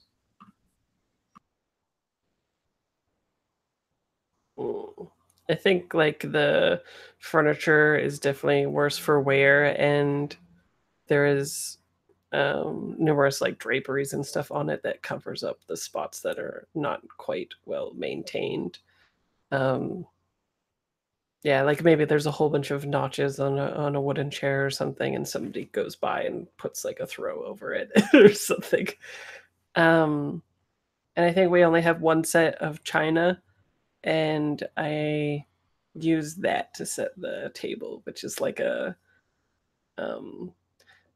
me tried to be like really nice before I give them the news that I did something bad. So we don't usually have breakfast on nice plates in China, but today we are. That's good. Let's have the scene. So while everyone's already eating, she said, I say, I suppose you noticed that I slipped out a little early on the play, Mr. Burns. Opera. It's called an opera, but were you not there for the? I feel like I missed you at intermission. Yeah. I was in. Cut a very disapproving look over towards Mr. Burns at that. Yeah. I was invited to the private box of a older woman with the last name of Wemberley. And here I was trying to waste my whole night trying to get into another box. Who? Wemberley, we know that there is a lead with the Wemberley sisters. I feel like I've heard of this. Do they run a bar? I think they run something else. Oh, with the teeth. No, I got. Mr. Burns is definitely having a bad morning. Do you order something greasy? I think, yeah, there's definitely a shot of him like slipping something from a flask into his tea when people aren't looking. And Maisie does the anyway thing as you're trying to pull the pieces together in your mind. It turns out Wemberley was like one of the people that we saw at the brothel, if you know what I mean. And I shoot like a meaningful glance at you, and I did the good thing of putting her down, or at least drawing her sisters out in so doing. The ones who have Mr. Angsley Clark. Right, but you have to remember that she is a predator on the prowl. And to be it clear, can only be seen as doing good. To be clear, you're saying that you went home with and then killed the patrons of one of the upper row boxes? Well, I didn't go home with her. It was just in the alley. No, but I'm just saying there'll be a vacancy in the. Yes, I need to make a few calls later on if you'll. No, I'm sorry. This was very important. You put her down, you say? Well, Miss Maisie, what have you done? I may have shot her full in the face. Oh, dear Lord. Oh, You do realize... Saving many people, I'm sure. You do realize that this has probably put Mr. Ainsley Clark in a most dangerous position. Well, they know that we can do them meaningful harm as well, and we're not to be trifled with. Did you successfully kill this creature? Well, it depends if she could survive a shot through her mouth, I suppose. I didn't stick around. You didn't check? Well, check. She was on the ground. There was blood. There was, viscera and gray matter and the like. And I was fairly certain that a shot ringing out might draw the police. So I feel like murdering a society elite deserves a bit more than yada yada. There was blood. It was probably fine, I'm sure. Well, the police are quite thick around those parts. Yes, that's why generally we avoid shooting people in the face there. It was him. It was someone else or me or her, and I chose her. What? There was practically no recourse, I'm afraid to say. Someone was going to be shot no matter what? Well, someone was going to be attacked. She is a predator. It was just one of those things, you know? Well, do you think she took me to an alley for something pleasant? I don't think so. I imagine she was taking you to the alley for something incredibly pleasant. I don't think Mr. so. Burns!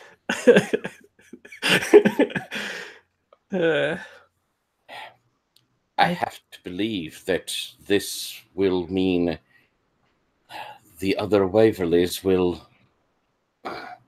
be seeking some sort of recourse. They will not take this. And you can see him almost pained as he says, lying down. Did you leave a calling card or burn your name into the wall with blazing bullets? No, but she did see me with you, and you seem to be of note in that place. Yes, people do know my name. Oh, yes, and what you'll take at the bar as well, I have learned. Well, I just find it a good quality in a bartender to be psychic. Yes, no doubt, no doubt. But though my actions may be a little rash, at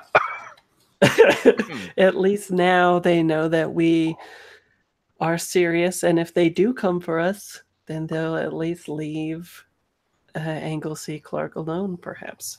And one of us or all of us could slip in, this house being completely devoid of people. And if It's they actually do, clever. yes, it's clever to make sure that they're all pointed directly at us and not taking undervaluing our threats. So they will be bringing all of the force that they can muster to bear upon us. What a wonderful turn of events! And we'll be gone. I see. Or deal with them like we would have had to deal with them before. I feel like the details of this highly dangerous plan get sort of frayed at a certain point. What you say like I should have, been playing Go with her before she attacked me. I didn't have time to think of the intricacies of this plan. It was her or I, or she would have targeted another. Yes, the aforementioned inevitable gun. Well, she's a vampire. I'm sure she would have, killed me in other ways or somebody else. I think we have to assume that this Mrs. Waverly may not be completely gone. If so, then your message would have been well sent, Miss Maisie. And that box will never be free.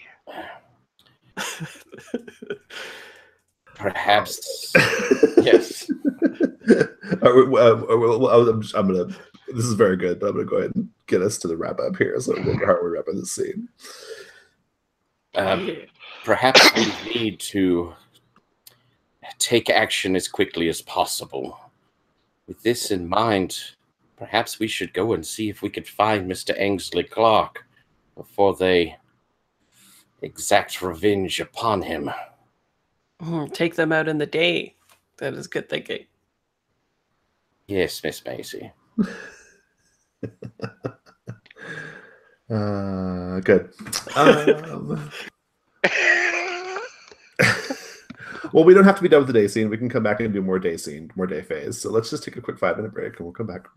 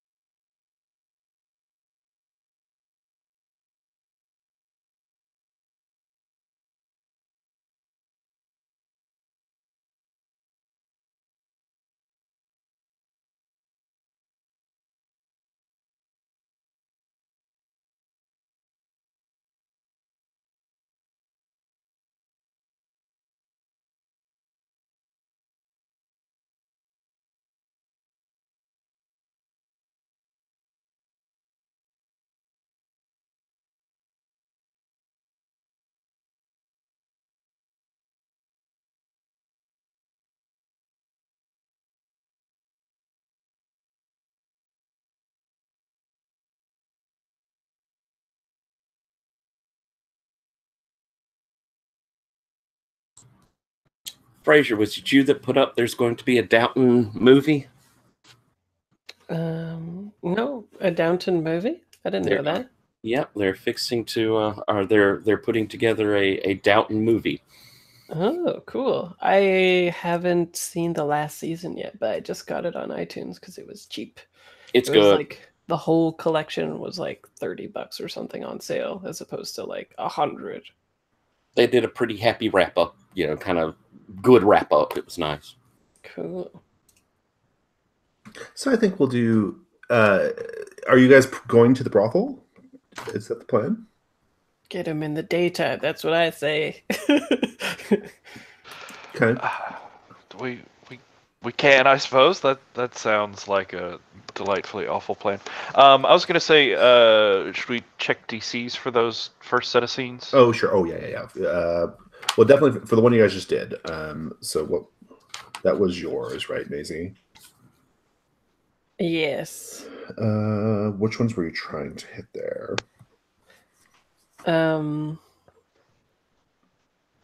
I think I was going for the first one, but I'm not sure if I landed it very well. Well, I mean, the whole scene is about what a bull in a china shop you are. So I guess that actually wraps that one up. You can mark that. How I do. Oh, well, in that case, we have to do the move there then.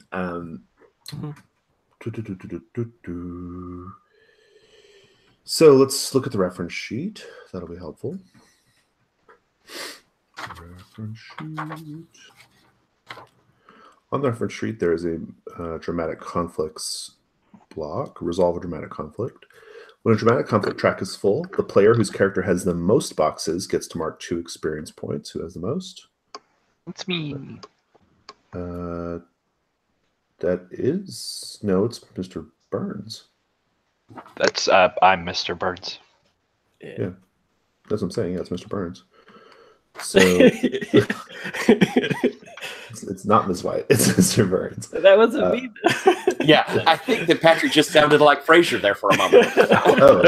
Oh, that wasn't you talking? Oh, I wasn't looking. So, that did sound like Fraser, though. Didn't it? Yeah. Okay. Well, Mr. Burns, you are correct. You get 2 experience points.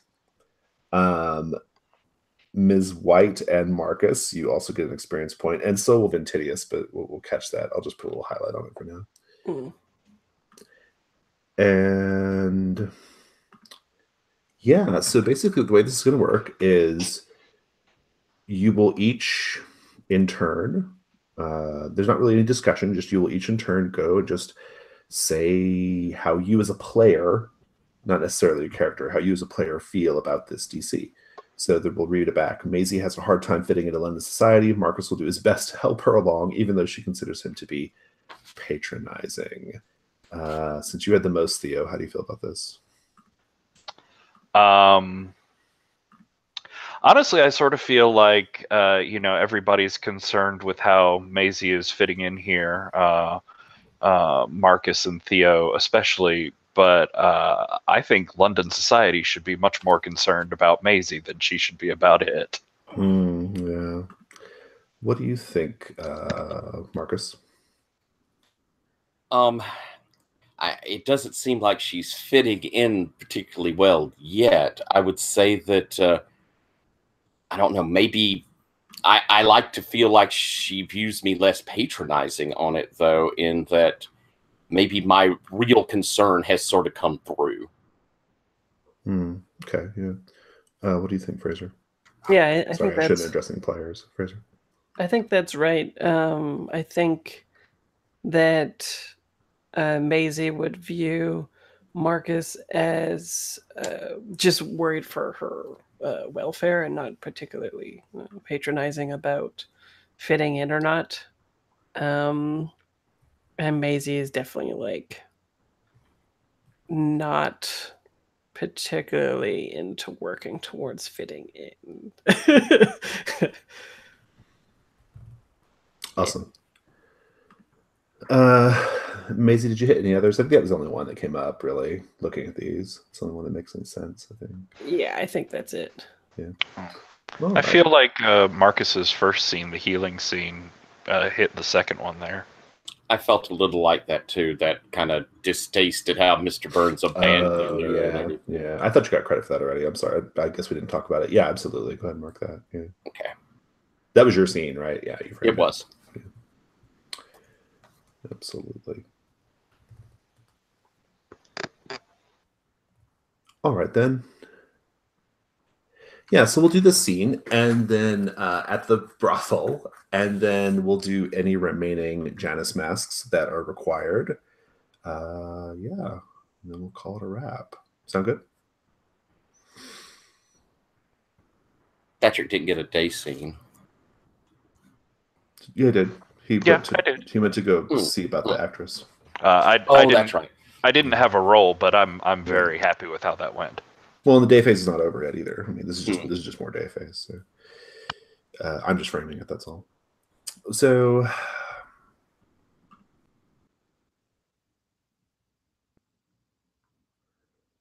it's late in the afternoon. Sun is still up. You see this house, like a 2-story house, near the docks. It sticks out as being this like lovely, well-kept little house with lace curtains in the window, amidst, shipping containers and warehouses and things, right? Yeah, and big burly men, big stevedores. And the three of you are there. I think you're at the there's like a little front porch entrance thing with 2 French doors, right, with glass inlaid. It's middle of the day, so the whores aren't super active right now. It seems to be pretty quiet at the moment, in fact. Maisie, this was kind of your, well, not sure whose plan this was, but in any case, Maisie, what do you do? Well, first, is the plan to like come in and be all sneaky? Also, do you guys want an opportunity to spend armory too? That could be. Oh yeah, that might be wise. It's only night phase though. Well, I mean, yeah, that's true. That might be a rule I have to change. I think just as like I think we'll change it to like it just lasts until the end of the next night phase or something like that, right? So I think it's okay to have it for now if you want. Then yeah, we're going up against vampires. I think we probably had a scene of Marcus opening up the state cabinet. We've got the sets of them as he pulls them down to hand out, and he's got his umbrella. Yeah. Well, so what do you each have? You each get a vampire killing weapon. What is it? I have my umbrella.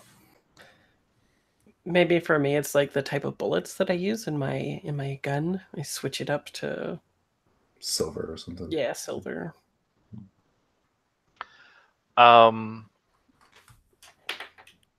Sort of like a braided silver wire, like a garrote. Nice.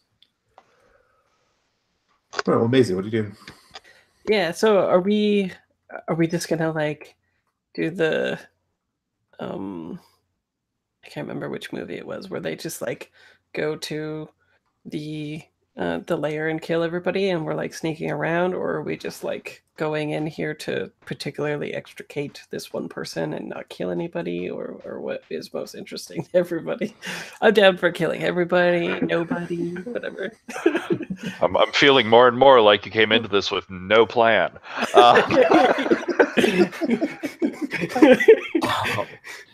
I think we should try to get Ainsley Clark if we could find him and get him out before they kill him. But, kills of opportunity make perfect sense. I don't think we should just go buy a vampire if we see it. Yeah, sure. Okay, well, so and I mean, I could also see, given how we've started this whole thing, just going in and like straightforwardly laying out our case. If we want our man back, what's your deal? We have made ourselves obvious to them. Yeah, except the tricky thing is like the reason why like the plan was always kind of like a bad one in the beginning on Maisie's part is Joanna Wimberly never figured out who Maisie was. Maisie's just some rando fucking blew her brains out in the middle of the alley, right? Like, I thought she put it together when I was. No, she didn't, because you got 12 plus on that. Yeah, she definitely put it together. That's So, sort of yeah. why I had asked if you'd like left a calling card or your name in bullets or something. Right, there was nothing like that. Like, it's like, So yeah, we're going off of very false information. right, yeah. Yeah. Well, I mean, at least she's not here to help them out and stuff, right? Like maybe they're all in like That's what it was all for. Take out the dead mother, so we don't have to worry about the brood. Well, I At mean, least maybe there's only they're- the 3 of them now. Well, maybe they're all just like really worried about her too and stuff, right? they're sitting there like around her hospital bed right now, grieving, mourning her. I hope she pulls through. Yeah. But I thought that she saw me with burns, so that's why. So that she kind of knew that I was part of her group. Well, you can continue believing that, Maisie, but it's not true. So Yeah, that's fine. All right. Well, so what's your plan, Maisie? What do you do? I think what the plan is then is maybe if you guys want to do talking, then maybe I'm looking for this person as you're talking to them throughout the house. I could see that. It sounds like you wanna talk to them, right? I do want to. This is all still where we are standing because of you, young lady. But I do think we're sort of on a ground too. Mm-hmm. Okay, so you guys go in. Sure. You go inside. It is the curtains are partially drawn, and so it's kind of dark in there. But you do see a sort of like, it's kind of like a big like central room with couches and things like that and rugs, very comfortable, so that like the prostitutes can be comfortable with the men and the Johns or whatever, and the Janes, I suppose. And there are like stairs that go up to the second floor. It's just but it's just quite like dead. There's like not much going on. And over a little further in, like in another adjoining room that you can look directly into, there's a desk set up by a window where the curtains are pulled completely so that the light comes in. And you see Simon Anglesey Clark sitting at the desk going over some papers, writing some things down. Aha, Rico! Possibly doing their books.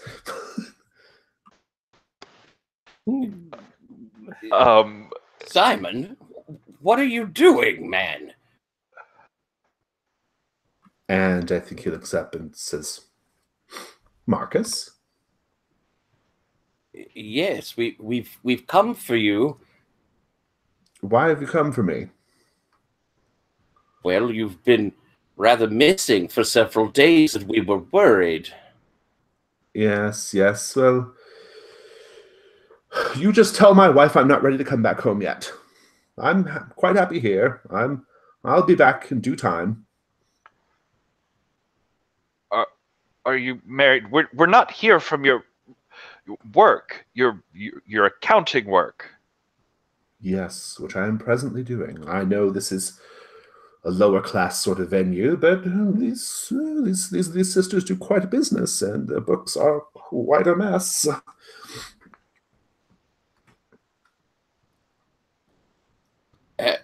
Simon, are you quite sure you're all right? You haven't been by the Hargrave house to do our books in over a week. Are you aware of that? Well, Marcus, I wasn't going to say anything. I didn't want to be that person, but my accounts, my bills have not been answered from Hargrave House in some time. I know where the money is, and I know there's not much of it. Oh. Well, And there's just like this crestfallen look of, oh, he's quitting the job. Oh, to be a whore accountant. He says, "What are you doing here? This is most unusual. I mean, yes, I know I've gone off the grid, but he's like, we should mention Simon's kind of a younger man, right? You know, and I think he sees you too, Theo, and he's like, I mean, if some of you didn't have such extravagant tastes, Hargrave House might be in slightly better financial shape. I'm just saying." Might be in slightly better financial shape if we had an accountant. I'm sorry, did you say that you didn't want to bother us, but you quit several weeks ago? I am still waiting, but I just think perhaps I need to tell me. I should take it up with Mr. Hargrave, but the books are in quite bad shape. Well, I'm sure there's no need to go to such drastic measures as talking to Mr. Hargrave. But Marcus, surely, how has his check not made it to him? I suppose that I had sort of assumed that your payments were coming still regularly, Simon. Honestly, we came because we were concerned about you. It is more than simply an employee. We considered you a part of the house. Like a fixture, I suppose. No, like an a employee. candelabra, or a chandelier, or a rug, or something, I suppose. Well, a rug. I did not wish to insult you. As I say, we were concerned. Apparently, our concern was misplaced. Well, he kind of stands up and dusts himself off. Have you been in touch with Cooper? Is that how you found out I'm here? Yes, he did mention that. Well, this is most distressing. I mean, I suppose I owe you at least the courtesy of a cup of coffee or something. To tell you my feelings and to work out our future arrangements. The Wembleys, they're not often around in the day. They do a lot of work at night, you understand. But I shall go up now, and I shall knock on their door to just let them know that I will be back this evening. We will go and we will have a coffee. And he marches upstairs to the Wembleys. I'm going to look at the other two. This did not go how I expected. Please tell me Maisie has already snuck off to do something ill-advised. I was thinking about it. I was like, well, I don't want to go too off tone, right? So I don't know what I would be doing in here that would be in keeping with the tone of the thing, right? I think Maisie's just sort of like, maybe sweating a little bit and being like, I killed this or took a shot at that person for no reason, right? But he comes back. Oh, suddenly you're not so sure that you killed her. He comes back and he says, and he's at the top of the stairs and says, a most curious request. I have to say this is a bit unusual, but the Wembleys would like for you to come up and speak to them in their quarters. I see. And again, is Maisie, are you still with us? Yeah, I think so. I will slowly look over at you. I will ostentatiously gesture for you to go first. Sure. I will lead the way, men. I think I probably would try to be in front of you. Suddenly, Maisie's all concerned about gender roles. Oh, fiddly dee!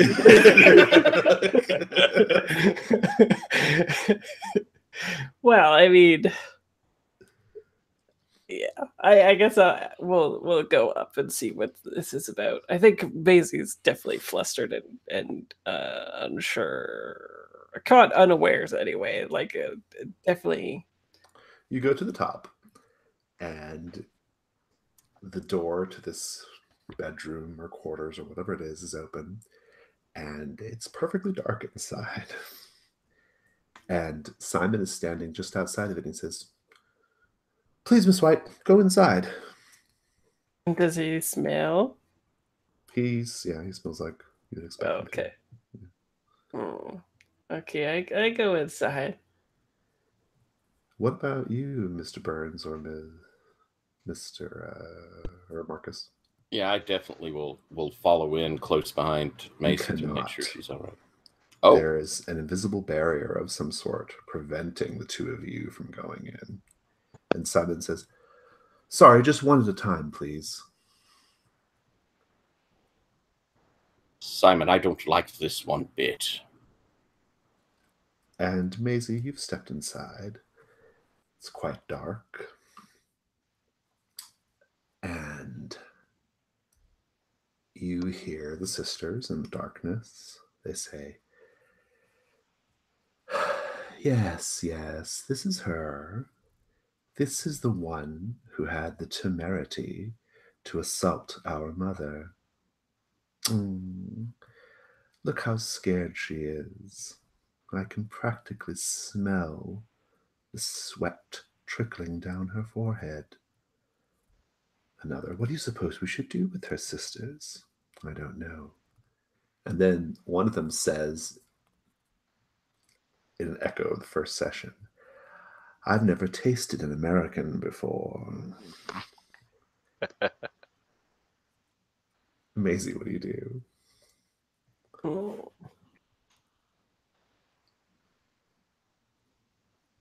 So they're like, it's dark and I can't see them, right? You can't see them. Yeah. Yeah, the voices are just coming out of the darkness, right? Yeah. I think I go over and fling open the curtains. Okay. If I can. I like that. Give me a composure roll.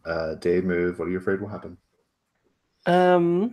I'm afraid I won't be able to reach the curtains. I think that's right. I think given your concussed and battered condition, you are going to roll a disadvantage, please.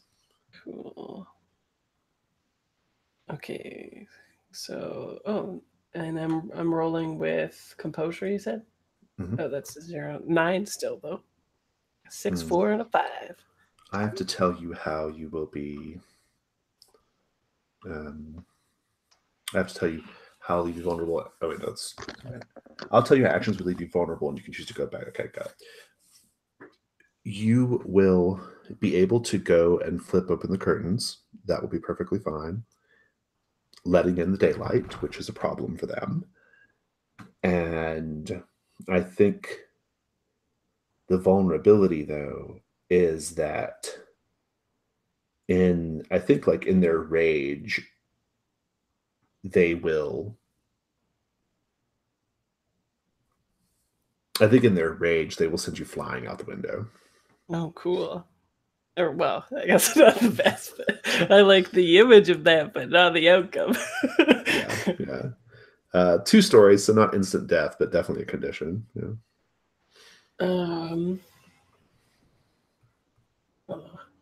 I like that. What do I have? I have bruised and concussed already. Is there like a threshold of conditions that I mean, once you get to 4, and you're supposed to, if you have to mark one and you already have 4, you have to mark Janus Mask instead. Oh, right.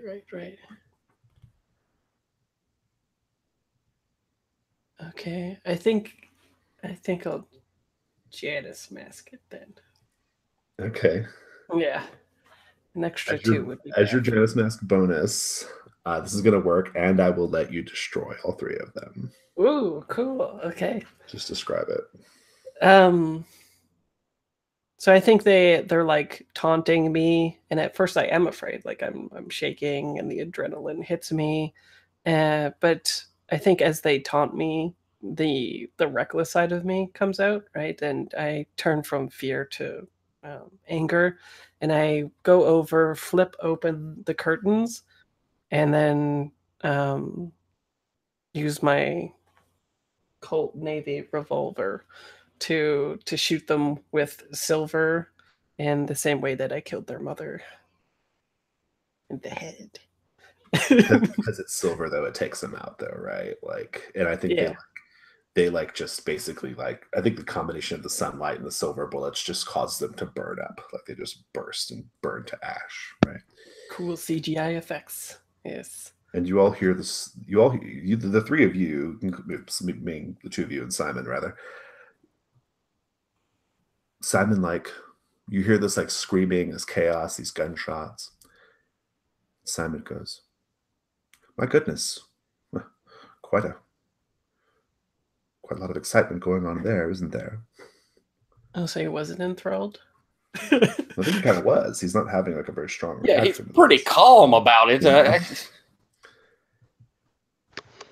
I think I'm trying to slam myself against that barrier. Yeah. to get Eventually, Maisie. you're able to go in, right? And you see the aftermath of this situation. And you're all standing there, like around these like piles of ash and all this stuff, you know, Maisie like panting or whatever. And Simon pokes his head in and says, well, it looks like I might be needing my position at Hargrave House back after all. Yes, and your week that you've been spending here will be docked from your pay. You'll just cut there. Who owes Janice Mask right now? I do. All of us. Oh, do you all? Oh, yeah, because you just did one, didn't you? Amazing. Yeah. All right. Well, whoever's ready to go first, go for it. Read it to us, and then narrate it. I'm ready. Narrate a flashback of your young adulthood when you were before you were a servant that shows your most significant professional triumph. And I think we see a young, very dapper, very handsome young Marcus. He's dressed immaculately and sitting at a gambling table. This may be like Monte Carlo. And you see he's gambling a little as it's going on there, and he's getting a win in here and there. But his eyes are constantly moving over to this attractive young woman who's gambling. And after a moment, he picks up his chips and walks over and says, "You seem to be wanting to place a bet, madam. Perhaps I can help you." And I'll reach down and take her hand and kind of lift one of her chips over. And she goes, "Oh, my." And we see as they're enjoying this and drinking, and we see them dance. And eventually romanced back to a room. We see a rumpled bed and her asleep there. As we see Marcus go over and open up the drawers, reach in, take out her jewelry. "Good night, madam," and leave. Sneak thief. I love it. Whoever wants to go next.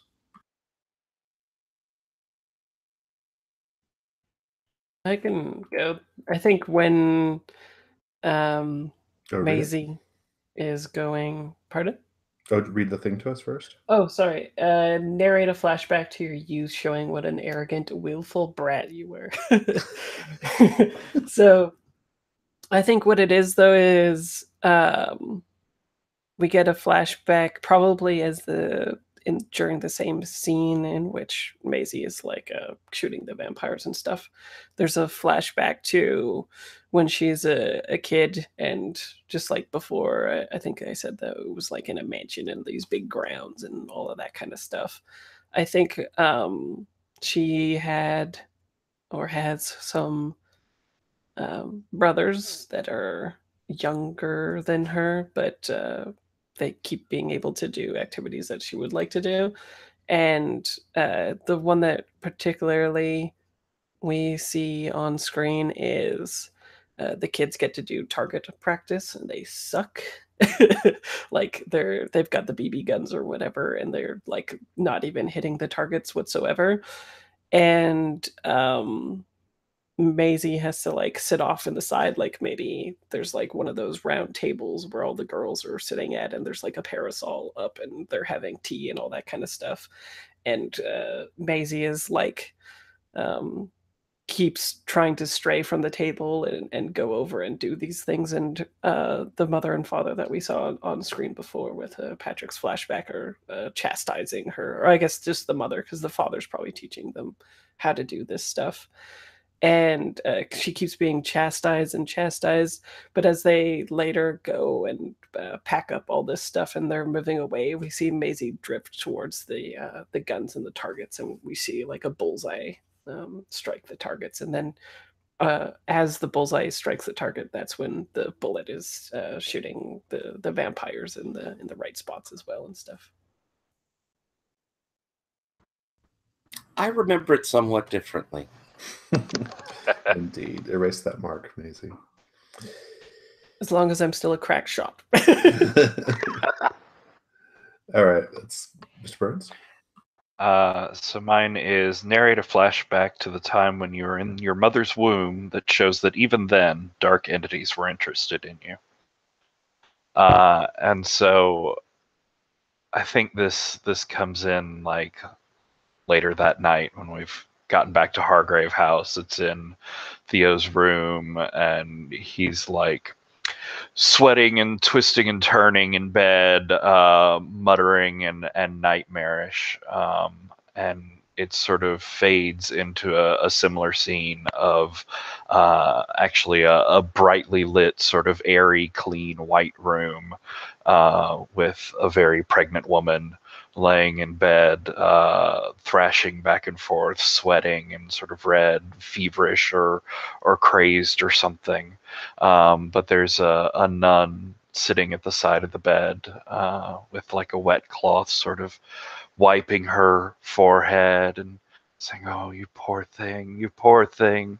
And we hear the woman, she's just muttering over and over again, "Theo, Theo, Theo." She says, "No, no, dear, don't you remember? Your Theo, he was taken by the sea. He's gone. You have to come back and be strong for this child."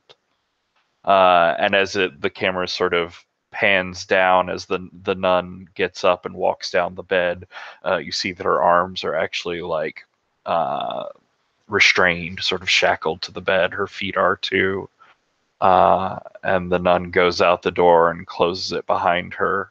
And like on the other side of the door is a very different lighting. It's almost like a dark stone passageway. And the nun, when she comes out into this darker lighting, she looks older. She looks, her face twisted somehow. There's this orange glint in her eye as she sort of smiles as the door closes and goes down the hall past these other doors with various colored lights coming out from under them, and sounds of moaning and scrabbling, and the occasionally repeated Theo, Theo, Theo. Nice. We're going to end with the enemy.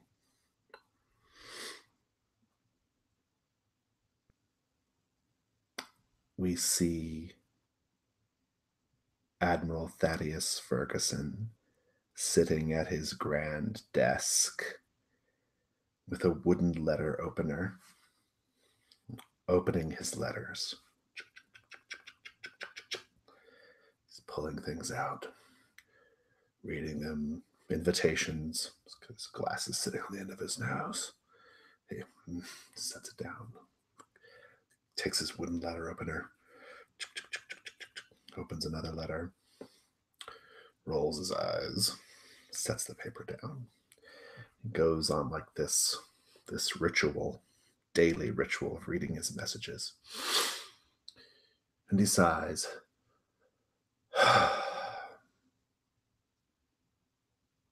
And he looks up, and there stands Cooper,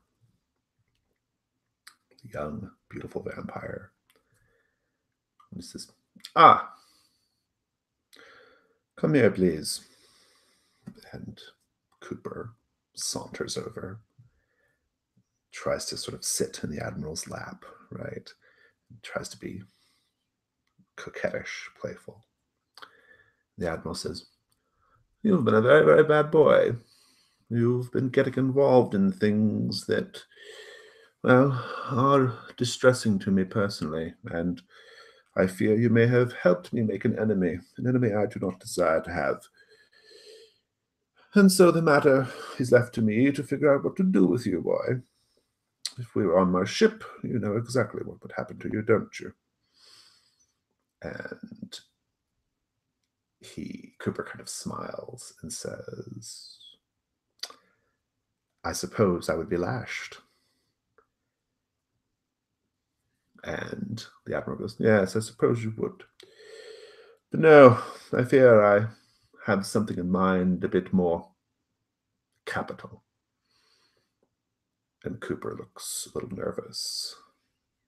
And the Admiral says, "Fortunately for me, there are plenty of beautiful young vampires in the sea." And he just plunges the letter opener into Cooper's heart. And Cooper bursts into flames right there and just like cries out and screams. And his flesh turns to ash and his bones just crumble at the Admiral's feet. And he looks up. "Eleanor, I've made a bit of a mess, dear." And that's where the scene ends. Let's do end of session. Nice. Read your end of session questions, please, Maisie. Mine is, did you stick out in London society for all the wrong reasons? Yes, you did. Market XP. Did you use violence to solve a problem? Yes, you did. Market XP. You have not resolved the threat yet, though. Cool. Marcus. I don't know if I hit any of mine. I certainly didn't remain quiet when the other hunters discussed a plan of action. Yeah, you did. Yeah, I noticed you piped up during some of that. Yeah. Yeah, it was a point of I couldn't just sit there for the XP on that one. Did you ensure someone else got credit for your triumphs? I don't know if there was much I could see in that. Came up either. Yeah. What say you, Mr. Burns? Did you have a face-to-face encounter with the dark entity? Yes. Turns out, yes. Did you counsel someone using your supernatural abilities as the basis for that advice? Is what I was angling for with the actress. I didn't actually get to face with her. Yeah. But that's what I was going for there. Yeah, I don't think it came up otherwise, though. I'm trying to think like if it. No, I don't think so. I mean, you definitely like knew what was going on because of your supernatural abilities, but I don't think you counseled anyone. So we'll put a pin in that for now. Good. All right. Well, then that was great. That was a really good session. It was really fun. The role play was really good. That was excellent. I have to say, awesome. It all went differently than I imagined. Yeah, it was really good. Yeah, and when I'm liking it because this story is like quite different from all the other play tests too, because all the other play tests are still following this sort of like old threat sheets that I filled out. So this is like brand new stuff. You have this brand new threat, right? That like is totally new. Well, and this whole session was, up until the sort of climactic thing with Maisie and the sisters at the end, was very much about like puncturing our ego and being like, are you sure that's what's really going on? Are you sure you're that important or that everything's centering around you? Right, yeah. I thought it was really good. I thought there were a lot of like really great moments. There was a lot of good character moments. There was a lot of good. The dynamic feels really good between all the characters. So I was very happy with it. So we still have that vampire as a threat. I'm guessing. You do. That's The vampire threat is still active. Yeah. Okay. And it was not the Wimberleys. Yeah. So, all right. Well, I don't have anything else. Are we all good? Yep. I took fastest gun in the West.